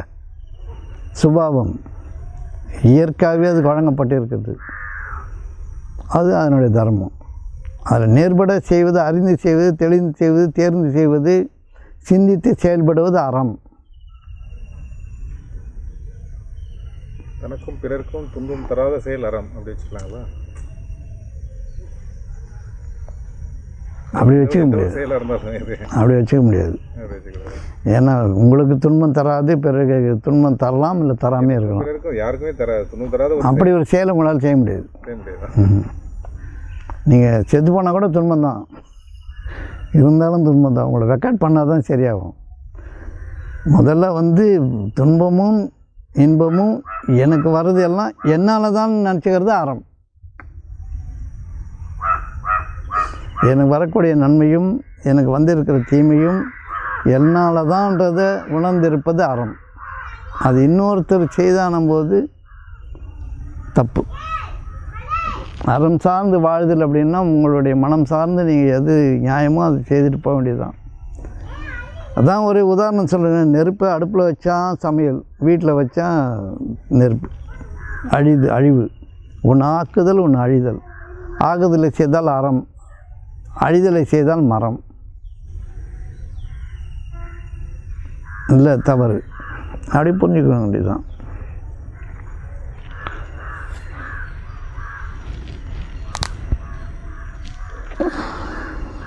கேள்வி இல்லையா?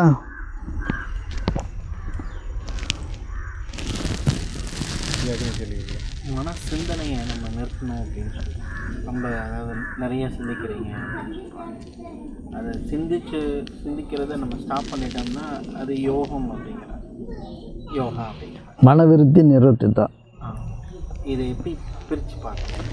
சிந்தனை என்பது யோசிக்கிறது இல்லை, எண்ணங்களின் அங்கலாய்ப்பு, எண்ணங்களுடைய ஓட்டம் சிந்தனை கிடையாது. சிந்தனை என்பது ஒன்றை தேர்ந்து தெளிதல், தேவையின் மீது நிற்றல், நின்று போகிறது. சிந்தனை என்பது மனதினுடைய நிறுத்தம், மனவிருத்தி நிறுத்தித்தல், அது யோகம். நீங்களும் உங்களுடைய தேவைகளும் ஒரு சேர இணைதல், அங்கே ஒரு ஸ்டாப்பிங் பாயிண்ட் வரும், நின்றுடும். அங்கிருந்து உங்களுக்கு தேவையானது பிறக்கும். எண்ணம் உரு ஆகிறது, எண்ணம் உரு ஆகிறது. நீங்கள் நினைப்பது உங்களுக்கு தேவையானதாக ஆகிறது. எண்ணம் சொல்லுங்கள். எண்ணம் அதான் ரொம்ப நேரமாக சொல்லுங்கிறீங்களா? அவர் தான் வேணான்னாரு.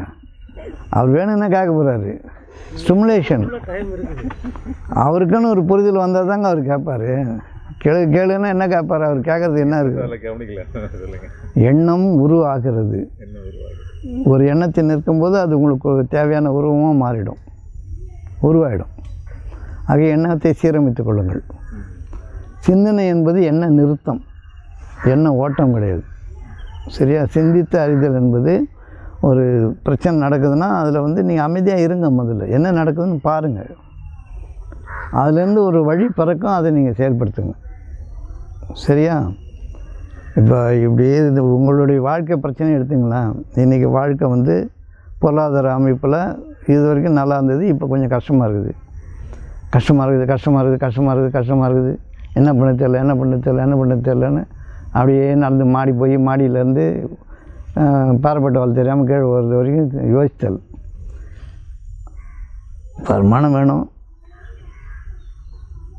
சரி என்ன நடக்குது பார்ப்போம், அவ்வளோதான் சிந்தனை. நமக்கு என்ன வாய்ப்பு இருக்குது அதை மட்டும் பார்க்குது. அந்த கம்பெனியில் கேட்டிருக்கானா, இந்த கம்பெனியில் கேட்டிருக்கானா, இவன் அதில் தருவானா, இது இவ்வளோ தருவானா, இது போதுமா, பத்துமா, பத்தாதா, இப்படி பாஞ்சிக்கிட்டே இருந்தால் ஒரு முடிவு வர முடியாது. வாய்ப்பே வராது. உங்களுக்கு வாய்ப்பு வீடு தேடி தான் வரும், எந்த வாய்ப்பும் இல்லை. அப்போ பகுப்பாய்வு செய்துனா சிந்தனை என்பது ஒரு அளவு பயிற்சிக்காக சொல்கிறேன். மேலாம் சிந்தனை வேறு இடத்துல இருக்குது. இப்போ அடிப்படை தேவைகளை எப்படி சிந்திக்கிறது? தேவை என்பதுமே நின்றுட வேண்டி தானே. எனக்கு நல்ல இடத்துல வேலை வேணும், அவ்வளோதான்.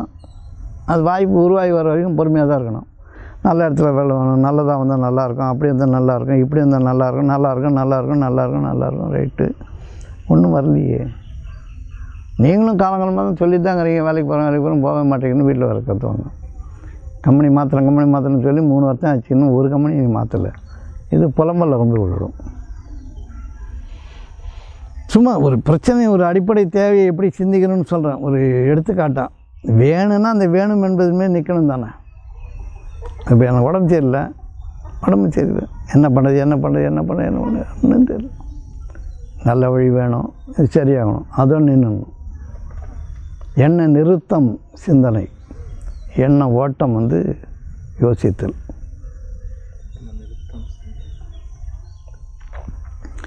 ஒரு எண்ணத்தை நின்றுணும், அந்த எண்ணம் தானாக ஆகி வரும். புரியுதா? வெப்பம் சூழ மழை வந்துடும். நினைக்க நடக்கும். ஒரு புழுக்கம் வந்ததுன்னா ஈரம் வந்துடும் கண்டிப்பாக. அது நிறைய அப்ளை பண்ணுறேன், நல்லா நிறைய ஒர்க் நினைக்க நடக்கும். அதனால் எண்ணங்களை சீர்படுத்தி கொள்ளணும். சரியா? அப்படி பாருங்கள். அவனை கேளுன்றார் தம்பி, நீ ஒரே ஒரு கேள்வி கேட்டுடு. கேளுன்னா அவர் சபையில் கேட்கறதுக்கு என்ன இருக்குது? அவர் வயசு என்ன? அவர் இப்போ தான் வாழ்க்கையை தொடங்கியிருக்காரு. அவர் போய் நீ கேளுன்னா என்ன கேட்குறாரு? அதுதான் நிறைய பேரண்ட்ஸோடைய குற்றமே இதில் தான் தொடங்குது. நமக்கு அவங்களுடைய தேவைகளோ அவங்களுடைய நினப்புகளோ புரியறது கிடையாது. நம்ம திணிக்க ஆரம்பிச்சிருவோம். நம்முடைய நன்மையும் நினச்சே தான் கொடுப்போம். ஆனால் அது உங்களுக்கு பிடிச்சா தானே, பிடிக்கலன்னும் போது தட்டி விட்ருவாங்க. இப்போ நீங்கள் ஒரு சின்ன குழந்தை கூட ஒரு இட்லி போட்டுங்களேன், சரி தட்டி விட்டுரும். அது இல்லை பிடிக்காது தட்டி விட்டுரும். பசிக்கும் போது கொடுத்தா லவன் சாப்பிடும். பசிக்கும் போது கொடுத்தான்னு கூட தட்டுறதுக்கு பிடிக்கலன்னா தட்டிடும். பசிக்கும் போது கூட அதுக்கு பிடிக்கிறது கொடுக்கணும். அதுவே மண் எடுத்து தின்னு கிடக்கும். அதனால் அவங்களுடைய சொந்த இயல்பை கண்டுபிடிச்சி சொல்ல வேண்டிய கட்டாயம் இருக்குது. சரி, போதுமா இன்றைக்கி? இவன் ஒரு டீனேஜ் பசங்க இருக்காங்கன்னா நம்ம எது சொன்னாலும் எதிர்த்து பேசுகிறது தான் ஒரு மன எண்ணமாக அவங்களுக்கு பார்த்தீங்கன்னா இப்போ செய்ய வேண்டாம்னா செஞ்சு அதனால் என்ன அப்படின்ற ஒரு என்ன அவங்களுக்கு கோபமான ஒரு சூழ்நிலையே அவங்க மனசு இருக்குதுங்க. இப்போ யாருக்கு பேக் ஆன்சர் கொடுத்துனே இருக்காங்க. அதுதான் எதுமா என்ன இப்போ எது எடுத்தாலும் ஒரு பேக் ஆன்சர். இப்படி செஞ்சா என்ன பண்ண, அதனால என்ன பிரச்சனை, அப்படி என்ன பிரச்சனைன்னு நீங்கள் பாருங்கள், அவருக்கு அனுமதிங்க. வேண்டாம் தானே அனுமதிக்காமல் இருக்கிறோம். இல்லை வேண்டான்றது அவர் என்னன்னு கண்டுபிடிக்கிற வரைக்கும் அனுமதிங்க. இப்போ இந்த மாடியிலேருந்து குதிக்காதப்பா அடிபட்டோன்னு நீங்கள் எப்போ சொல்லியிருக்கீங்களா? அது அவனுக்கு குதிக்க மாட்டாளே, அவனுக்கே தெரியும். அதுபோல் அவருக்கு எல்லாமே தெரியும். நீங்கள் விதைக்கிறது சரியாக விதைக்கணும். இப்போ அவர் ஷேக்ஸ்பியர் படிக்கும்போது நீங்கள் திருக்குறள் படின்னா அவருக்கு பிடிக்கும்போது படிப்பார். அவர் மியூசிக் கேட்குறாரு, நீ டான்ஸ் போடுப்பான்னா, அதாவது ஒவ்வொரு மனிதனுக்குடைய மன ஆத்திரம் மன தேவைகள் ஒரு மாதிரி இருக்குது. அவர்ஷன் இருக்கும், குடும்பத்தில் வெறுப்பு இருக்கலாம், இல்லை அன்பு இருக்கலாம், பிடிச்சது இருக்கலாம், பிடிக்காது இருக்கலாம். அதுக்கேற்ற மாதிரி அவங்க நடந்துக்கலாம். அதனால் நம்ம போய் சொல்கிறத காத்தது தான் சொல்லணும். இப்படி பேசாதப்பா தப்புப்பா அப்படின்னா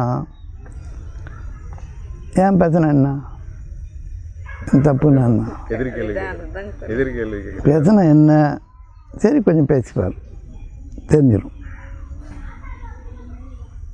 சும்மா இப்போ என் பையன் என்ன பண்ணால் பைக் வாங்கணும், பணம் சேர்த்துக்கிட்டான், பைக் வாங்கணும். நான் பைக்கு வாங்க சொன்னால் இந்த வயசுக்கு வேண்டான்னு சொல்லிட்டு காத்திருந்து என்னை பைக் வாங்க சொல்லி கொண்டு போய் உட்கார வச்சு வாங்கிட்டான். விருகம்பாக்கத்துலேருந்து இங்கே வரணும், பைக்கில் வந்தான்.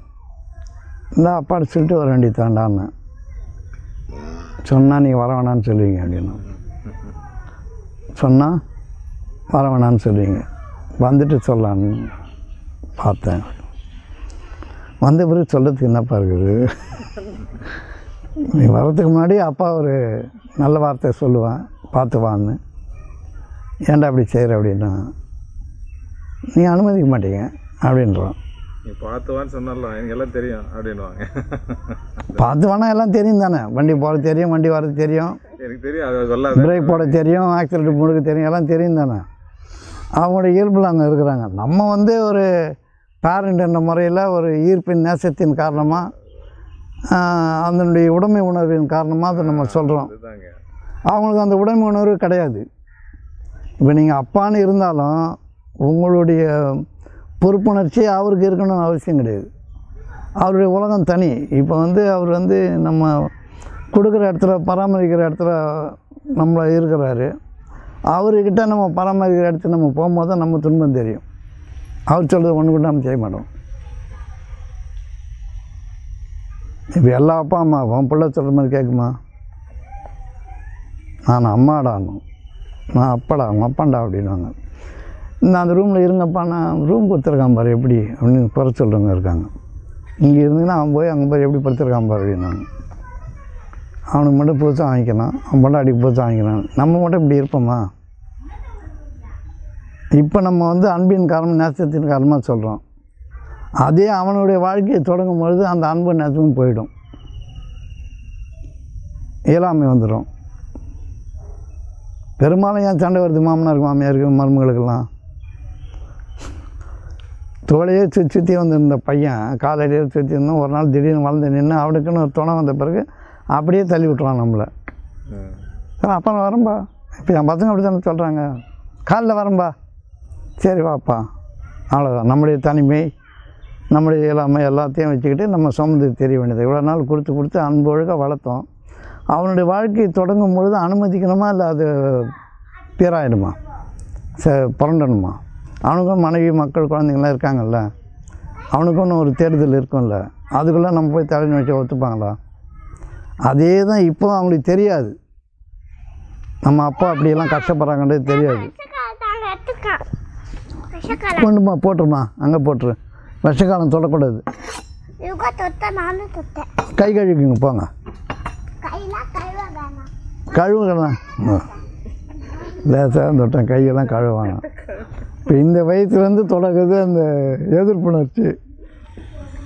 பெற்றோர்களை பணிந்து கொள்ளுதலும் பராமரித்தலும் பிள்ளைகளுடைய கடமைன்னு காலங்காலமாக சொல்லின்னு தான் இருக்கிறோம். அது பிள்ளைங்களுக்காக வரணும். நம்மளாம் நம்மளுடைய பெற்றோர்கள் அது மாதிரி பார்த்தோமான்னு பார்த்தா இருக்குமா இருக்காதுன்னு தெரியல.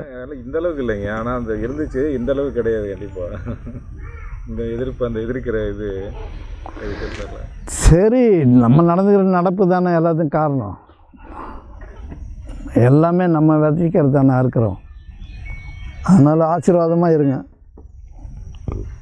நல்வார்த்தையின் மூலம் வாழ்க்கையை கொண்டு வாங்க.